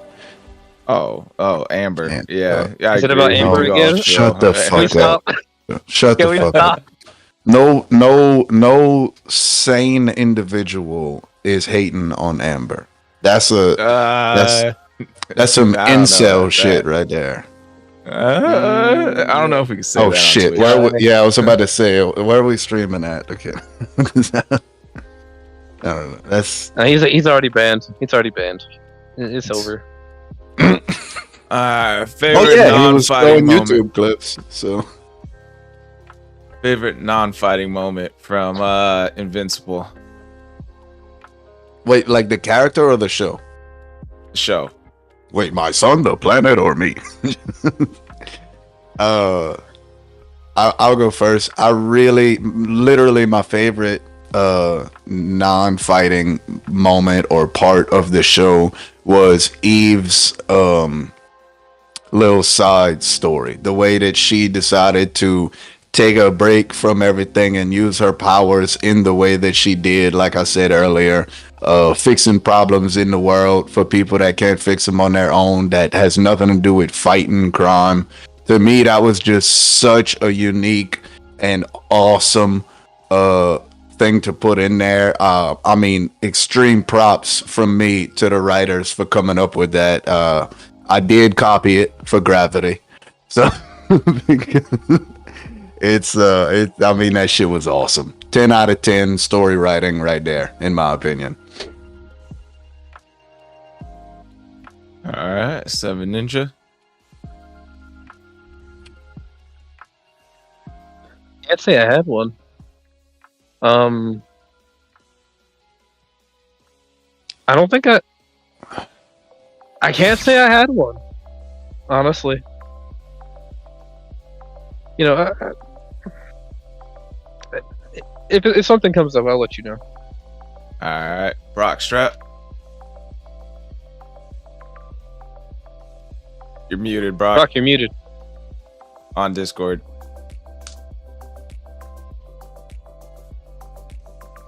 Wow, Brock, can't believe you said that. There Well, you go. okay, what's going on here? Oh, sorry, I've been trying to do something and I can't fucking figure it out. I'm retarded. Favorite myself non-fighting personally. moment on Invincible. Anytime Alan's on the show, man, like he's just a bro, you know. Alan like is my. not like a hunter bro, but just a bro. Like, I don't know. I just there's never a time where Alan's there and I'm like unhappy. You know what I mean? It's like, oh, hey, he's back. Yeah, like, and it has nothing Kind to of do like a with Seth tough Rogen call, at though. all. Like it could have been anybody other than him. I know a lot of people are like, it's Seth Rogen. I'm like, no, screw that guy. I just like Alan, you know. Mm-hmm. The one I do like the reciprocity, like when he comes and beats the crap out of Mark first, and then like he moves the moon rock for Mark to sit down, and then like the season's over, and then he comes back. And then Yeah. Mark's the one to set the rock down for Alan to sit on. Like just those kind of, it's like the small things about the show that kind of make me, you know, laugh about a little bit. Actually, I'm glad you brought that up. The humor in the show is so perfectly placed and written that it's like the show's full of great action and great humor, and they don't have to do it in like a Deadpool way where, you know what I mean? Like the humor of it is my favorite non-fighting part of it. All right. Well, my I favorite guess part. I like the Mahler twins. Oh yeah, I they're like seeing cool. them build They things, stuff like were that. awesome. They are my like favorite them. side characters. the two Vin Diesels, the alien Vin Diesels. Those Yeah. are mine. Mhm. Yeah. If Fast and the Furious keeps going, that's what Dom's gonna become. All right, my favorite non-fighting moment is when Mark breaks away Amber and gets with Eve. All right, gaming segment starts now. Fight for the light, feel the power flow. Fight for the right, feel the power flow. Fight with all our might, and the truth will show.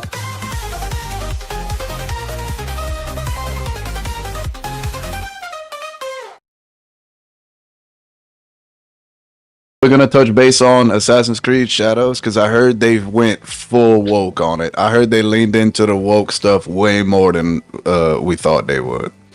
You can touch up on it. What about the Assassin's Creed Shadows? Did they? I thought we did it. Did they do? I was thought we did that last week. kind of hoping that y'all might know because I didn't actually watch any of those videos, so I don't know any of the specifics. But if nobody knows, there's no reason to bring it up.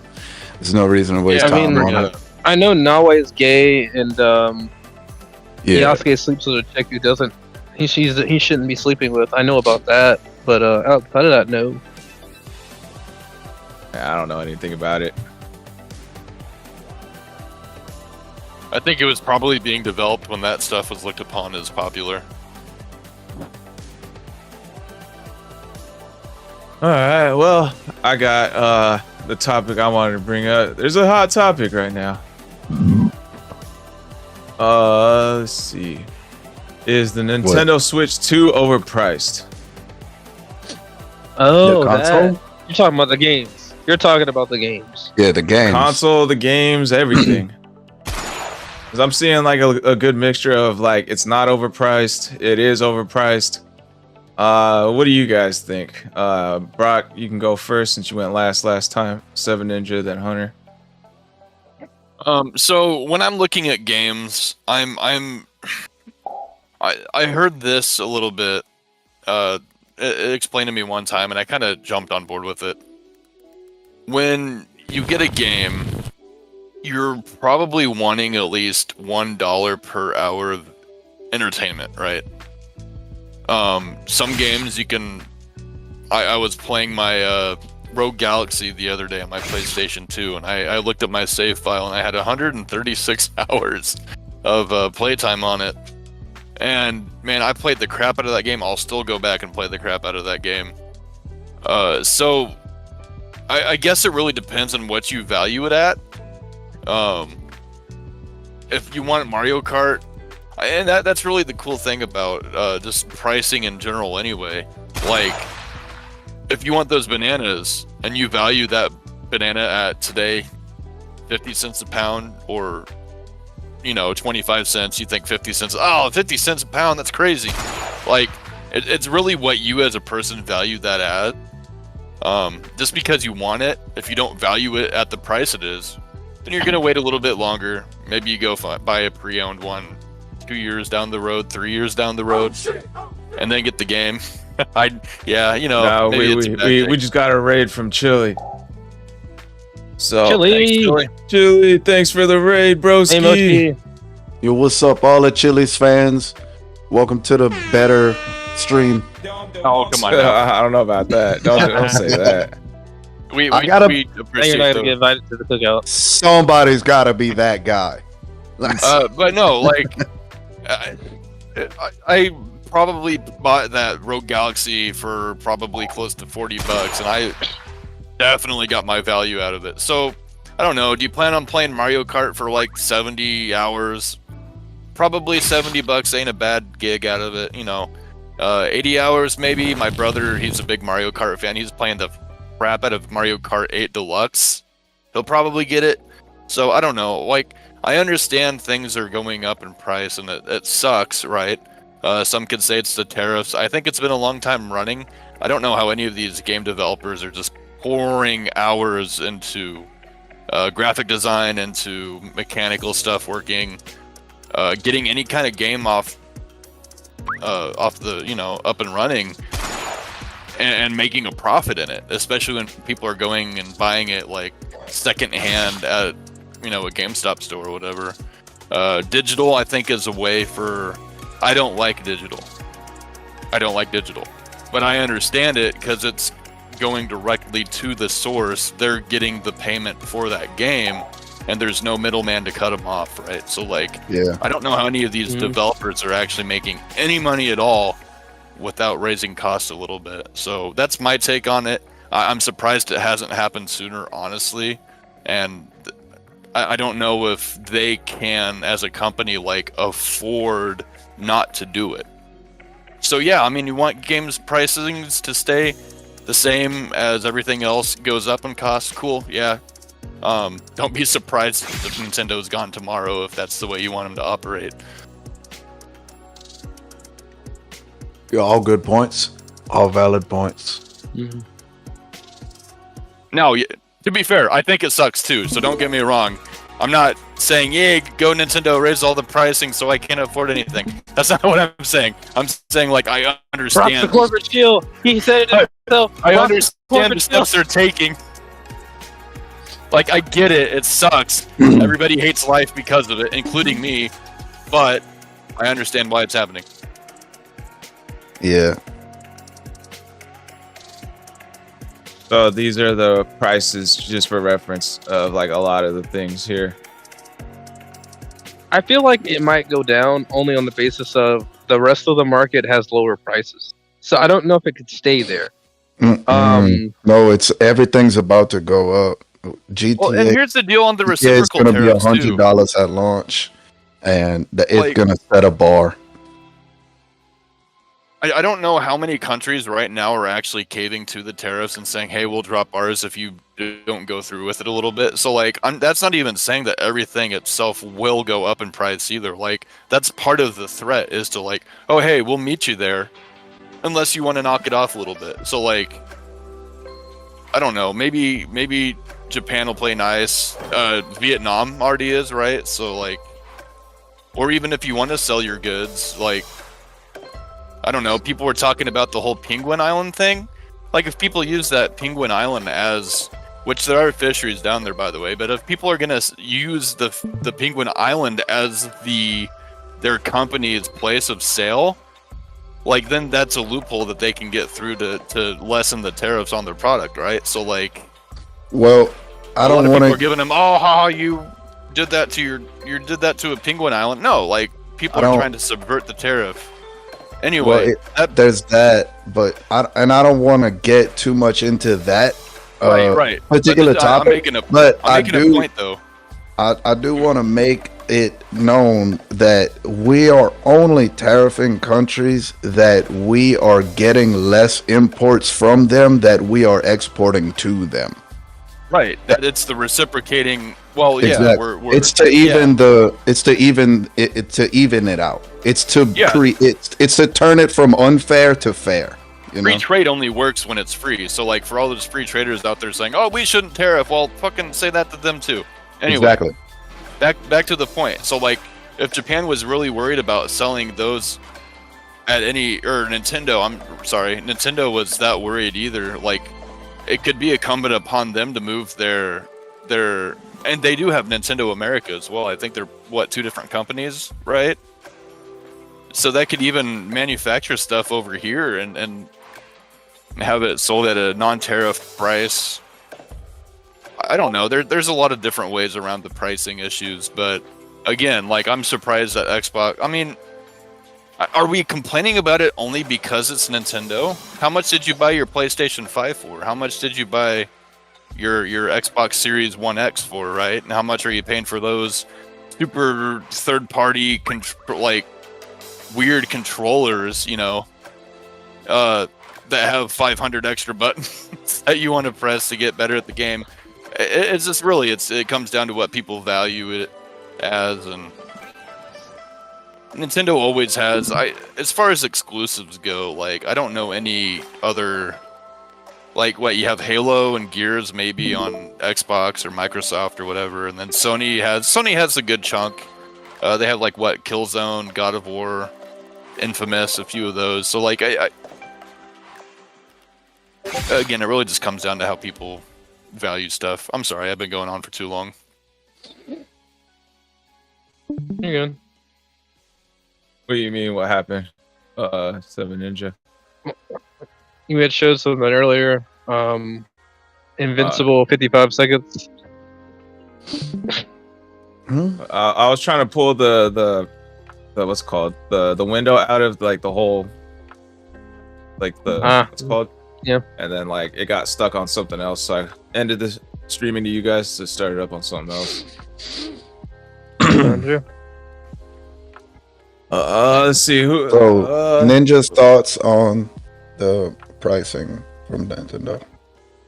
Yeah. What do you think?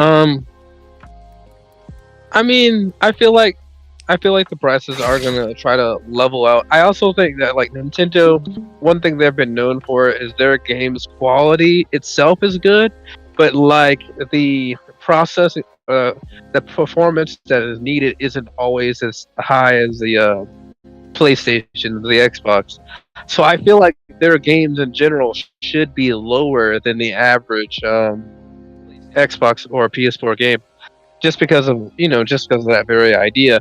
Now, this is an upgrade in comparison to what they had before, but they've also been charging their games at like regular prices too. So either it's going to balance out or other things are going to raise. I feel like that's what we're going to see. But I feel like, there's going to be enough of a backlash because like this isn't Nintendo's not known for that same quality of game. I just do not see this getting this high. I just don't see it. Staying this high. Interesting. That's what you got. I have. So I want to start off with the worst of it, the absolute unacceptable, unforgivable, just dumbest part of it all, just the biggest slap you to the consumer is the physical copies only being a permission slip to download it anyway. That is just absolutely terrible. There's no way to like justify it at all. That's just completely not good at all. It's 100% negative. Now that that's out of the way, I want to bring up there's two different like ways, there's two prominent different ways to look at this whole thing. From the perspective of the consumer, what Brockstrap was saying earlier. Well, no, that's the perspective of the developers and shit. They like Brockstrap was saying, everything's going up, so of course that's gonna go up. Now the consumer, okay, I've been saying this for a while, and I'm gonna have to continue to say it until people fucking grow a backbone and stand up on their feet. The companies are going to continue to raise these prices until the consumer stands up and says this is not worth it, and they stop buying the shit. That's what's going to happen. You can't expect them to not do that. If you don't give them consequences for their actions, then the action wasn't wrong. If there's no consequence to it, then it wasn't wrong for them to do. Until there's consequences, of course, why the fuck would they stop? According to them, they're doing the right thing. It's still worth it to you at that point. So, yeah, this is gonna happen. I've seen this happen. I'm not about to sit here and tell every gamer we need to come together and stop. No, you as an individual need to look at your life and your wallet and ask yourself, is this worth it? And should I buy this? How often am I actually gonna play this game? So there's that. Also, another thing I want to bring up, something that I would like to see that we all know is not going to happen. I'll accept the price of the games going up if the price of a lot of these DLCs start going down. You know what I mean? It's no secret. Every gamer has said it. more than once. These companies have been getting more and more greedy, and they want more and more money, and we all hate that. Everybody loves to hate the rich man, but without any consequences, it's just gonna keep happening. So right now, there's a lot of outrage about it. There's a lot of people are bitching, but there's not a lot of action being taken. And when I say action, I'm not talking about those morons that are, I don't like what fucking Elon Musk did, so I'm gonna start breaking stuff. No, if the product doesn't feel worth it for you, don't buy it. That alone is the correct action for you to take. When enough people stop buying it, then the company has to look at this and go, what can we do to fix this? And if it winds up becoming the end of Nintendo or the end of whatever, that's just the way the world works. That's the way things are supposed to go. So this is not a very surprising thing that I'm seeing from Nintendo. It's also, to me, it's not a very oh my God, they're evil. Like a lot of people are trying to make it out to be. Like I say, every individual just needs to evaluate their own life and how worth it is to them when it comes to the pricing and all of that. Putting the physical copy as not even the game, as just a permission slip to download it, and that is just stupid. It's unforgivable. It's wrong. It's a slap in the face of your consumers. And that's about all I got on that subject. Let's see. Blip and Blap says, if Microsoft sponsored Nintendo, I know it's the end of the world. Actually, I'm glad you brought that up, because there is one other thing that I wanted to say, and it's not a point, but I'm on Microsoft. I'm on Xbox. I have Xbox Game Pass, so I don't even buy my fucking games no more. So this is a y'all problem, motherfuckers. I'm winning. I've been saying Team Xbox.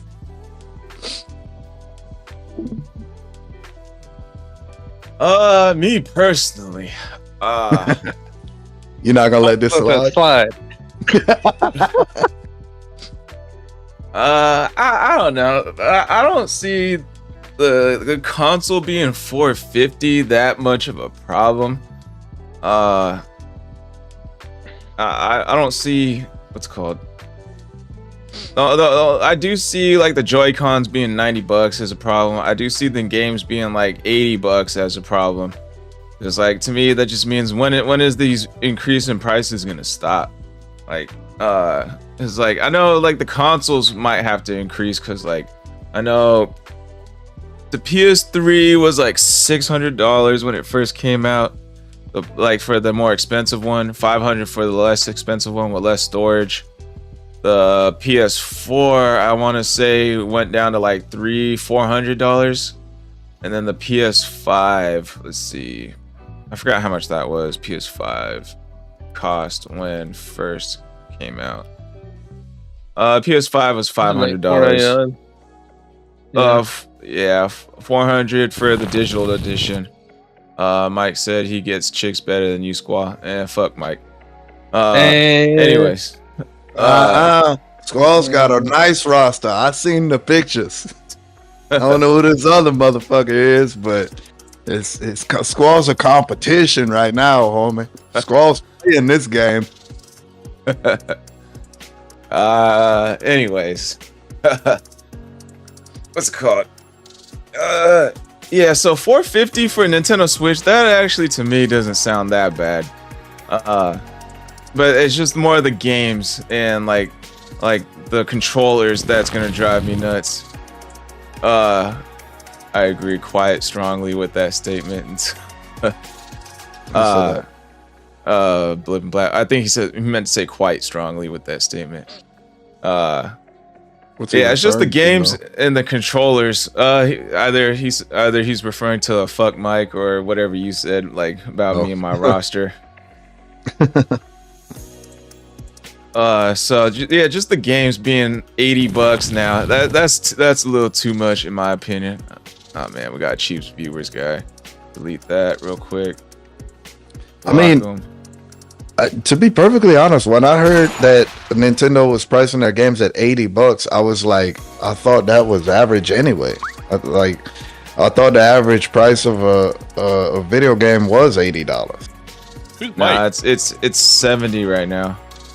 And I think like I don't even know if Nintendo Switch games were 70. I thought they were like 60.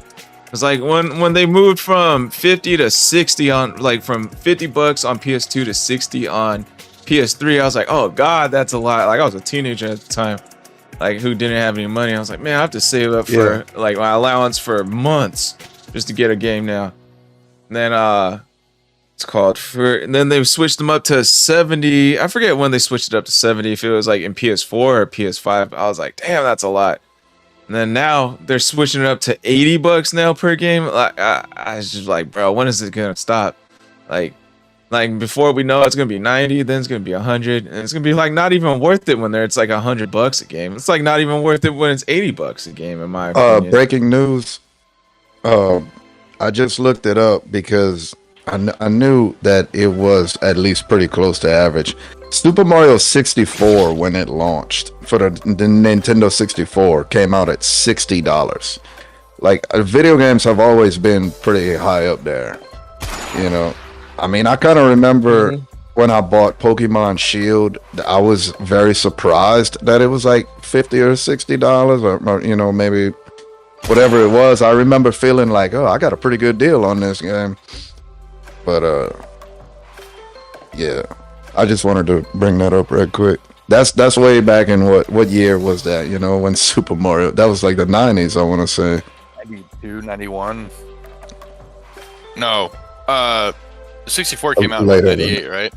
I think it came out the year I was born. I think it was 94. No, I was like 6-ish years old when I got Nintendo 64, so like 98-ish, I want to say. I didn't know when it came out. That's just when I got it, like around 98. Yeah. I got mine for my 4th birthday, and that would have been like the year 99. June 23rd, 1996 is when Mario came out. Oh shit! There you go. Yeah, but I don't know. $80 is like too much for me. Too much for my blood. I'm like, it better be like a damn good game for me to, like, there's so much hype about that, like, I need to get for me to justify me spending $80 on a game. Like, the only game I spent like full price on was like Black Myth Wukong and Sparking Zero. And other than that, I'm buying like cheap games on sale on like Steam for like 20-ish at the most right now.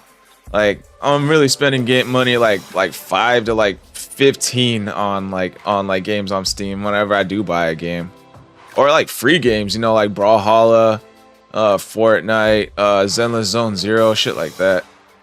Go ahead, Brock. You know who this is really going to be actually pretty good for? It could be good for Nintendo, because you got to think about it on this side too. For their controllers, right? They're getting dicked over by third party as well. How many third party controllers have you bought over the years? Mad Catz was really good back in the day. A couple. I wouldn't say good. You had a good Mad Catz controller? No, I did not. But I had a Mad Catz controller because I didn't want to pay the full price of the other one, and it got me by, right? So not only are they getting short-handed by third-party companies that are also cutting them off at the pass, but like, so if you want the good quality, you pay the $80 for the good quality, and maybe they might have to raise it too because so many people are actually taking them, you know, undercutting them by buying the $30 or $40 third-party one too. So just something else to be considered. Yeah, I can't really say anything on gaming prices, but I really see it as a risk that Nintendo is taking, and it is a risk because there is the chance that we're all gonna say that's too much for me. I'm not gonna buy that. But unless we actually do that, then it's not. Then it just means they're doing the right thing. It means that the game is still worth $80 to you. It's still worth that much to you until it stops. I'm not telling people what to do, but this is how the world works. If okay, this is going on. If everybody just starts bitching on the internet but continues to buy everything, well then, for one, all your bitching was just hot air because you still went and spent the money on it. And for two, it doesn't give Nintendo any reason to not do it. You can't just bitch and expect shit to go your way. Right. I kind of like Blip and Blap is saying something kind of interesting with free-to-play games, and I kind of, free-to-play games I think are almost the way to go going forward, because like, if you make a decent game, you want to put your heart into it to make it the best it can be, and then if people find that game worth playing, then they'll spend the money on it, right? Like the greatest example of that is Fortnite. Right. And like how big it is, and so like, again, you might have to cut some staff or go around and figure some things out, but I don't know, it just the money gouging, like, I understand because it needs, but like, going out, who's not going to buy the next Mario Kart, right? Like, and if you even have it cheaper, then that could also incentivize people to like even come and like, oh, Mario Kart's so cheap, I'm gonna just grab it real quick, right? So like, there's also the inverse, route to take apart from what they're the route they're taking right now to overpricing.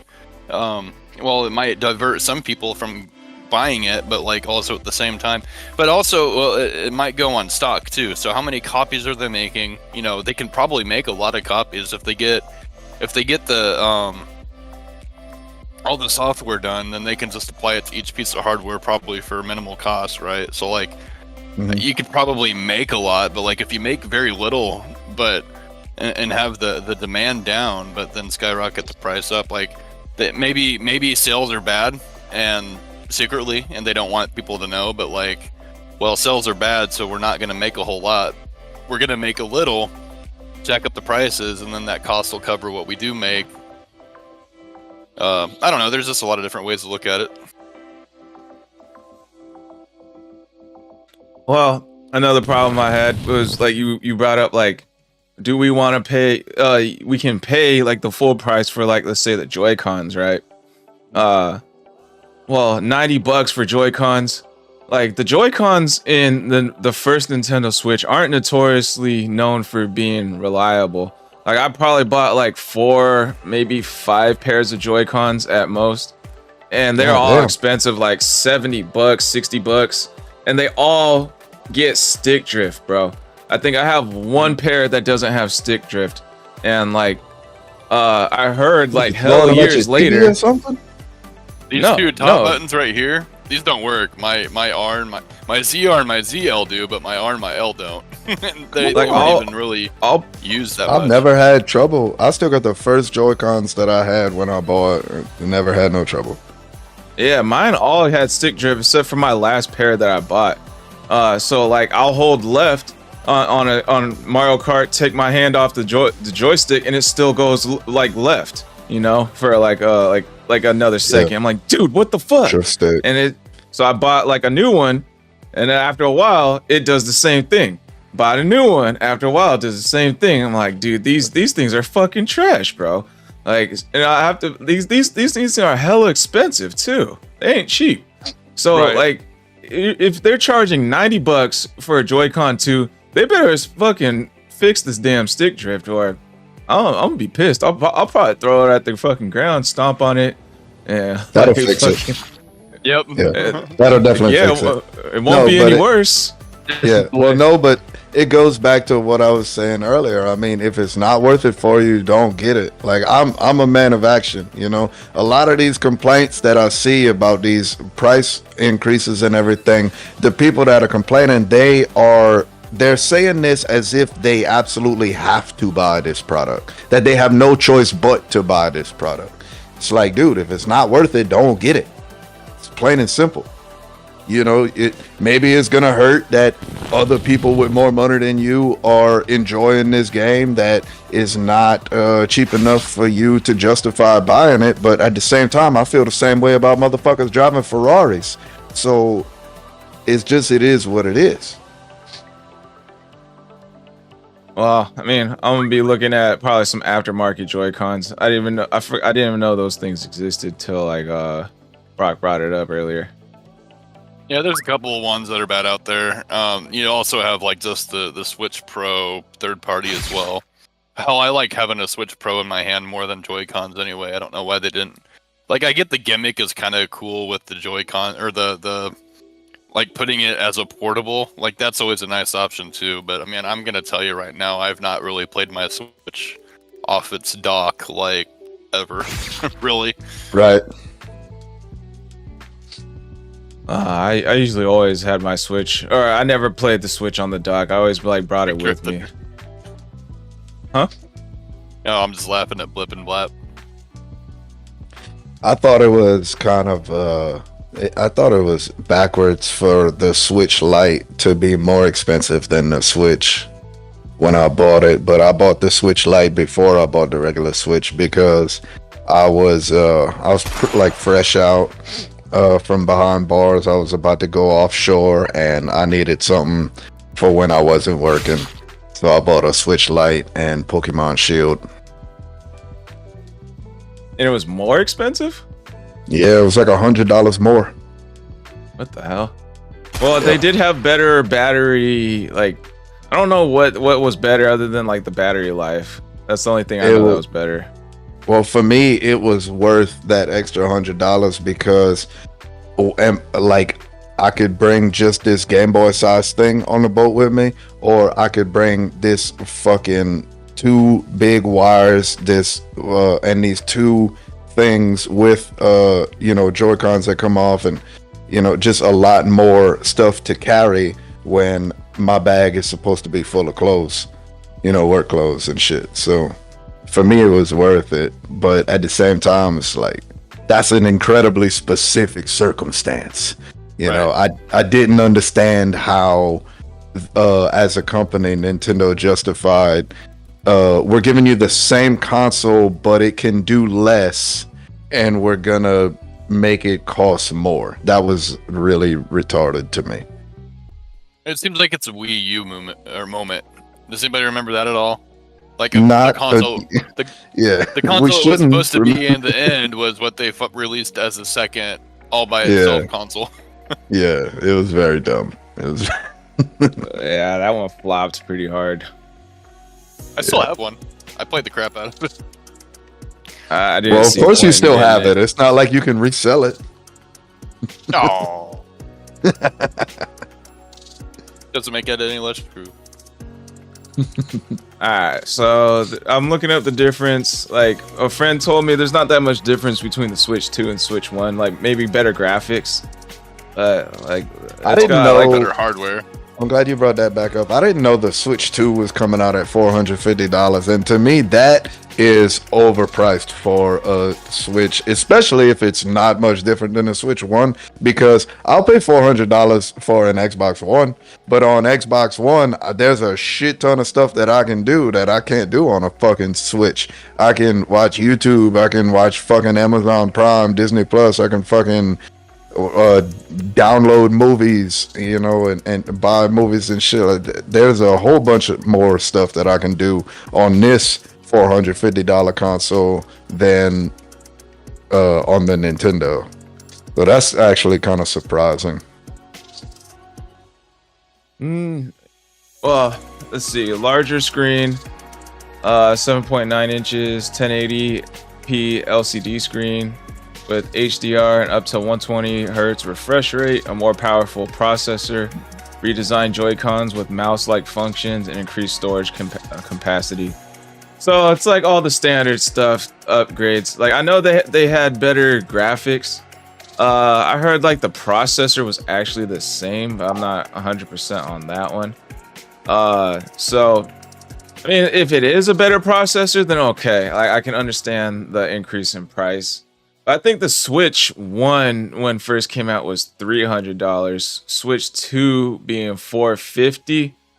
It might be a little much, but then again, we all went from like $200 PlayStation 2s to like $600 PS3s, so that jump was even more insane. Let's see. Living Blap says, "Did you know Microsoft was so goddamn greedy? They wanted to have a gold account to use apps back on 360." Yeah, I remember because I used to not be able. That's not they wanted. That's what it was. You had to have Xbox Live Gold just to use fucking YouTube for a little while. Oh shit. That didn't change. That was 360. That wasn't an idea. That was what it was until Xbox One came out. Paid service. You know. Yeah. I never went above and beyond and got like the crazy Game Pass garbage, but like I've Well- always at least had the basic plan. But the thing is, it's really not as crazy. It certainly wasn't as crazy at the time because, for one, his Xbox 360 and that generation was the first time that we were gaming online and shit like that. When we was on original Xbox, we was split screening Halo 2. Right. You know? So to have access to these new features, like being able to watch YouTube on your TV, I mean, yeah, that was completely justified for them to do that. You have to have that subscription to do all these cool new things that you could never do before.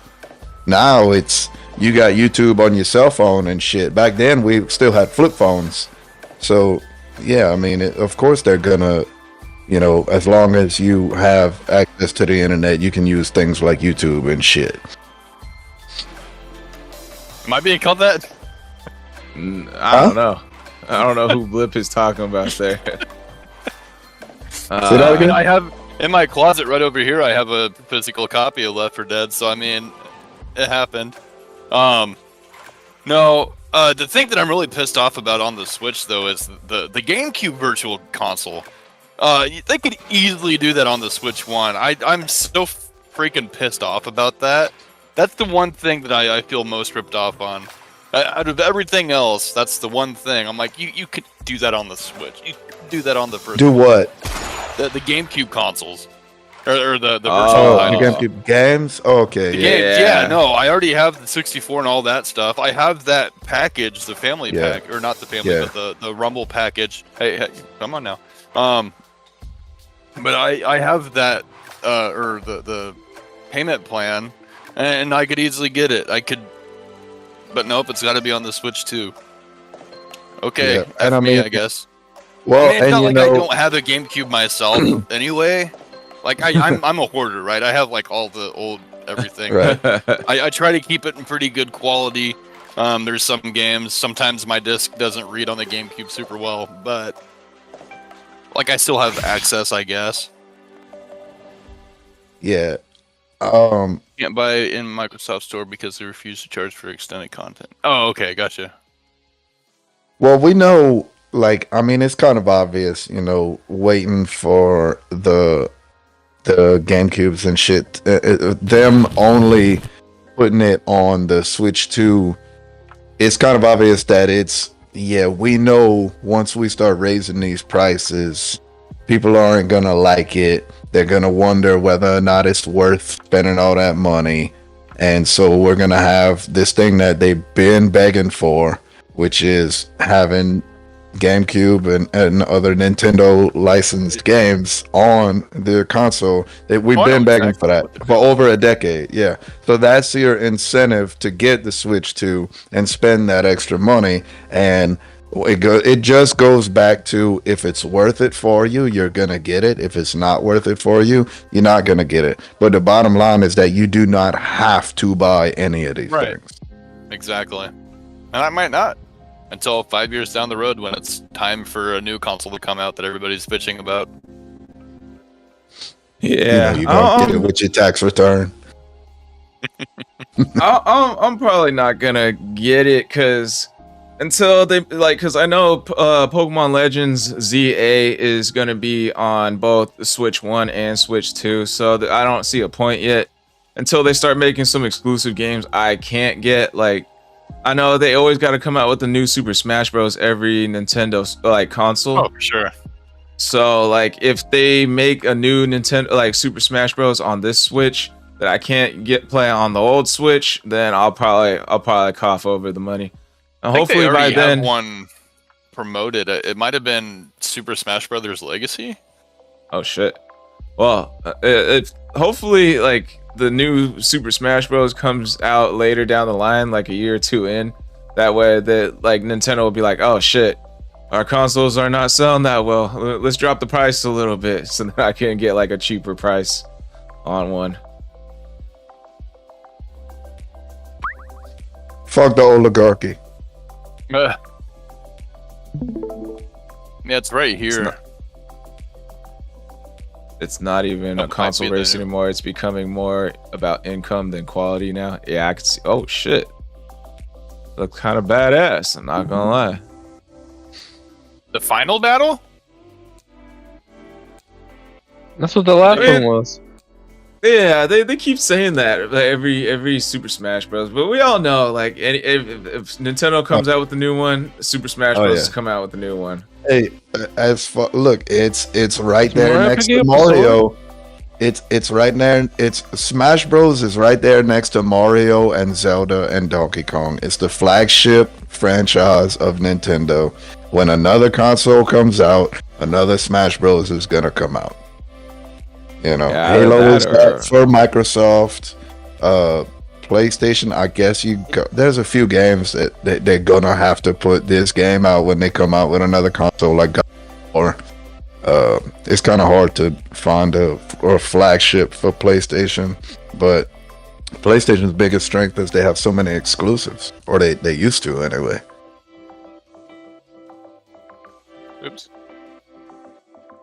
So 45 characters. So they're gonna have some newcomers. It looks like. Am I gonna have to expand this? How do I get rid of this thing over here? What new characters? Are we gonna get Goku? No, they already have we don't need Goku Super Goku Smash in there. Bros. How do I get rid of this? It's annoying. Wait, what?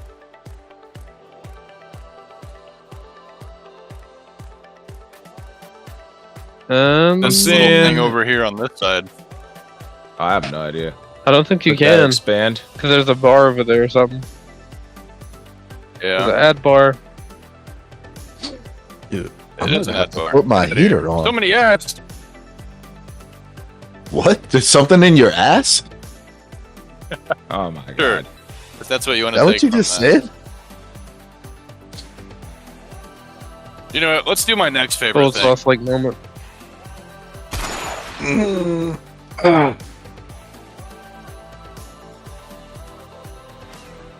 How Your next favorite thing, Brockstrap? How does Master Chief live so long exactly? 343. Shut up. We like money. Well, he for one, he's not a human, but also he keeps getting cryogenically frozen.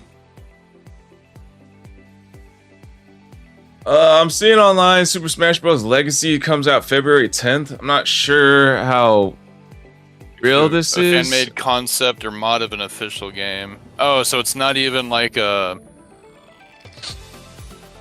It might not be the actual next game then. That's weird that they would give that kind of graphic though, and it looked like it was legit, right? Yeah. Well, and look, this movement, that's another. I'm glad you brought that up. We're seeing a lot more fan-made things looking so good and so legit. And For sure. when these big companies keep on getting more and more greedy and raising their prices and shit like that, at some point, those fans that are making that are gonna say, you know what, I'm gonna make my own thing and put that out. And then we're gonna have quality that we want instead of overpriced garbage like we've been getting. Well, we have something out there called Project M, which I think is a Super Smash Brothers brawl. No, that's Melee. That's Melee. It's Project M. I'm it's pretty sure brawl. It's brawl with Melee physics. Okay. Oh, that's gotta be awesome. And Yeah, that's a I think they got fan-made Goku one. in there. Really? Yeah, they have fan. How do I play Project M? Like, let me guess. I gotta be on fucking PC. Yeah, No, you gotta be probably. on PlayStation. Bitch, But, ass fucking. But Nintendo is one of those hardcore DMCA that'll take you down even if you're making a fan-made like Pokemon. I don't know Oh, what yeah. DMCA pertains to as far as like if it's fan-made and it's free, you might be able to do it. I don't know if they strike it down only because it seems to be like a paid, like you make money off of their Right. intellectual properties. Legally, that's the only way that they can take it down is if the fans are the people that put it out are making money from it because they're using characters and mechanics that they didn't. That's not their property. You know, Nintendo Right. owns that, right? So it would be Yeah, like then- if I just started making my own like Ferraris and then selling them as Ferraris. right. You know, that's illegal. So but when it's free, you know, then there's no legal way for these companies to take them down. So if they're getting taken down, if free games are getting taken down by these companies, it's illegal and it's wrong, and they're probably still going to get away with it because of how big they are and how much money they do have.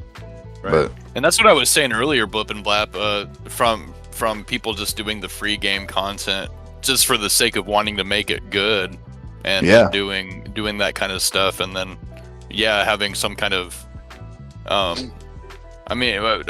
tip burnout goes pretty far, but like that's you support that kind of stuff with donations and microtransactions Exactly. and stuff, and yep. yeah, Buy him a coffee. If you like what he put out, buy him a coffee. Buy Squall a coffee too. don't buy me a coffee first, then Squall. You need to buy me a coffee account first. Copyright my dick in your mouth. What? I fucking love this guy. Yeah, he's Rumble's finest for sure. I'm gonna follow him. Does he make stuff? I don't, oh yeah, he does. Oh shit. Yeah, I've been following. Hey, Blip and Blat, if you can shoot Rockstrap a follow, please do. Let me see. if Follow I can- him. You won't regret it, especially if you love Pokemon. You don't got it if you don't want. I'm following you for sure, though. You're a funny guy. Yeah, we need to get Rockstrap up to 100 follows. He's almost there. He's at 93. Let's see. You Anyways. got it, Brock. You got it. That's about his Ninja? link. Actually, all your guys' So you links got it? are in the believe in you. description. Now that I think about it. Oh, actually, Brock's just not in there. Okay, I'm glad I posted it then. I still got Blaine's in there. Do we want to go on to the final topic? Whatever that's going to be. We didn't have a final topic. This was kind of a gaming / pondering topic type thing. So I think final verdict is anything about Nintendo Switch 2 overpriced to you guys? Hunter, you can go first since you went last time. 7 Ninja, then Brock. I mean, I wouldn't even to me, I think it's overpriced because when you compare it to the other consoles and what's being put out, it's just not as good. That's one of the reasons I don't even switch away to a buddy of mine's kid. It's not as fun. It's not as much to do. It's overpriced, but like I said earlier, you don't have to buy it. 7 Ninja. I feel like they need to drop the Switch down 100, and they need to drop pretty much every price on there down at least 10 or 20. The Switch is usually just not on the same quality as the other consoles, and I think that once they realize that, it'd just be better. I mean, they make good quality games, so people are always going to want to buy them. Why not just ride on that? I mean, I think back to something like Arizona T, like they're still the same price. You know, they haven't really changed besides like maybe whatever happens with the middleman. They haven't really changed in price, but people still buy them. And if you got a good product, why are you making it worse? Is Arizona tea really a good product though? I mean, if I they don't ain't drink raising, I like it a good I I don't deal. know what they're I putting in can't their speak crap, on but it. they're gonna keep selling at the same price forever. Well, no, hold on. That's a bad example because the CEO of Arizona Tea has had to come out and say, like, yeah, we are losing money. Like, they're still profiting, don't get me wrong. But they, like, as the world around us gets more expensive, they are technically losing money by keeping their price the same. But the CEO has come out and said, I don't mind eating the price from my own personal income. I don't mind like my personal income coming down when because everybody in the country is struggling right now. So if I can provide a good tea for everybody at an affordable price, well, I don't mind making 10 million less dollars a year. But the fact of the matter is, not everybody can do that. Not everybody's that successful. Nintendo can get away with it though. I course feel they pretty can. confident in Nintendo. Of course Now they can. Sony, Xbox, they got a lot of flops, undeniably. I don't think Nintendo's ever had a flop, to be honest with you. Dude, Nintendo's been flopping since fucking Wii. Like,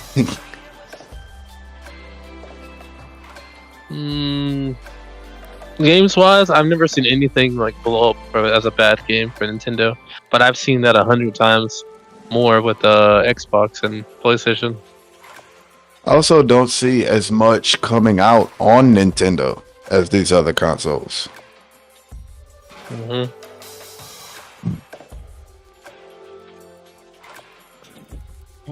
Yeah, again, I come back to the same kind of deal to where, like, I'm surprised this hasn't been happening more. And it really has. I mean, especially with what Squall was saying earlier, he bought that Dragon Ball game at what, $69.99 or whatever. Yeah, actually paid more for the early access and like DLC, Right, so like 100. It's not like Nintendo's the sole culprit here. I'm surprised it hasn't happened. They're spending so much money making games, and all the hardware to go along with it, and it's more expensive to do now than it has been previously. So like, I was always kind of surprised that they never sold it more. Like as the games kept getting more advanced. That's people buying new developing software and new hardware to make that. Like every time that you gotta up or make a new game for the new console, you have to also match that same exact those same exact metrics, right, to create the game. So you got to make sure that you're always updating. That could be a lot of money, especially if you have to give each individual employee like just that, like a brand new computer, even though you just bought them a brand new computer a year ago or less. Like it's a lot of cost into going and developing these games. So I'm surprised they haven't been doing it more, or at least started sooner. So is it overpriced? Yeah, it's. Uh-oh. I don't want to buy it at the price it's being I sold. can't hear y'all. Oh no, I can hear you just fine. Yeah, we can hear you. Yeah, I hear you. But anyway, like I again, like I don't like it. I understand it. I don't like it, but I understand it. Like it is what it is, and if you want to buy it or don't want to buy it, I mean that again, it's really up to you. I'm sure they'll lose some money. I bet they'll break even. I bet they'll break even or even make more money, and that's probably what they're thinking too. Even if we break even, it's still a good thing to them, and they're probably gonna have a net positive. All right, my final verdict. I don't think the Switch 2 console itself is overpriced. Games and Joy-Con. Yeah, that's gonna be overpriced. I'm probably gonna buy a Switch just to get 2 games, Pokemon and Super Smash Bros. Maybe a Mario Kart. Maybe Mario Kart. Maybe Mario. Whatever Mario game comes out. Maybe the Zelda game. like a very select few games, like 4 to 5 games on the Switch in the whole lifetime span it's gonna have. So that's all the money Nintendo's getting from me, and I'm gonna stick to, if my new joysticks get stick drift, I'm going with aftermarket stick Joy-Cons. So good luck getting my money, Nintendo. Besides that, now it's time for the outros. We're getting down to the final hour, the end of the final hour. So plug your socials, announcements, and favorite part of the podcast.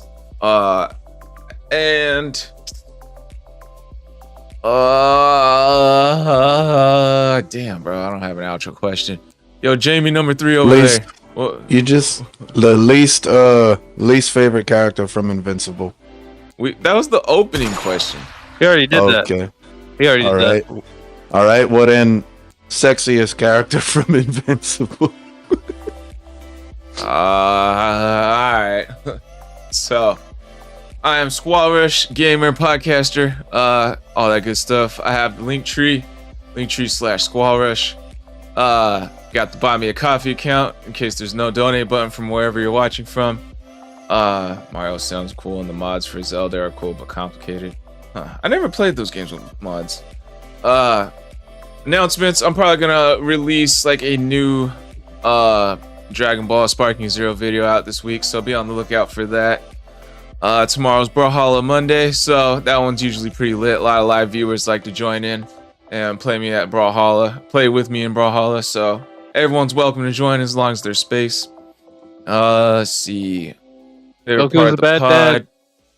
Yeah, right, you wish. Anyways, I liked both segments of what's called today. It was pretty good. Lots of good discussion going on. Sexiest character, I'm gonna have to go with you know what? Either it's a tie between Eve and Mark's mom. All Mark's mom. Yeah, she can get it, bro. Swollen MILF Hunter. Well, MILF. That's Nah, a gilf I got- right there, homie. I got yellow fever, bro. No, that's a gilf. That's crazy. Skull That's wants them crazy. grandmas. Oh, she a grandma. Yeah, she's not a grandma. She's grandma age, dude. No, she ain't. Her son's in college. That's grandma age. No, it's not. She's got bags under her eyes. An 18-year-old could have That don't another mean nothing. 18-year-old, and that's like 2 years older than I am right now. That ain't no grandma. I got a 7-year-old in the other room. That's not a grandma. 36? Nope. What age is Lauren? A Boebert? person who has a grandchild is not a grandma. That's like the It- freaking exception to it's- the rule as far as grandma age. You're talking Oh, like yeah, every look. grandma out there is gonna be freaking 37. No, your 40s is when your 30s is when you're a MILF. Your 40s and beyond is when you're a GILF. Dude, I was Nah, I don't agree with 27 that. when I had I my don't agree kid. with- Like, I don't No, agree with nope. that. no way. No Hunter Squalrush. We heard it here today. Squalls I don't agree with Gilf. Anyways, go ahead, Brock, with your outro. All right. Come over here to my channel and check me out if you want to go ahead and hit that. Brock Scrap 55. I have a lot of content here with me and Squall doing our Pokemon Soul Link that we do on his channel on Thursdays at 6:30ish. So make sure to come check us out on Thursdays on his channel. I always upload it later. So like sometimes you'll hear us talking about topics that are probably not super relevant anymore. But I still upload those in little segments. I got my own little insurgent thing going on over here, and then some other YouTube stuff. So go check me out over there as well, if you please. The sexiest character, Rexplode, man. He's got that riz. All right, I'll change my answer. Jason Galifianek, or not Galifianek. I'm sorry, Montezukas, right? He's always fun, no matter what he's doing. I always like him as either a voice actor or just an actor. He does a pretty good job. And Rexplode's just a fun character. Is that what you were gonna say? Cold sauce? I was because he reminds me of me. I was gonna say Rex because he's just me in that world. All right, 7 Ninja. I'm 7Ninja7. You can find me at Game Jolt Media and Rumble. It should lead you right back to my Rumble channel, so check it out at 7Ninja7. I don't have any announcements as far as I'm aware. I don't think I do. And outside of that,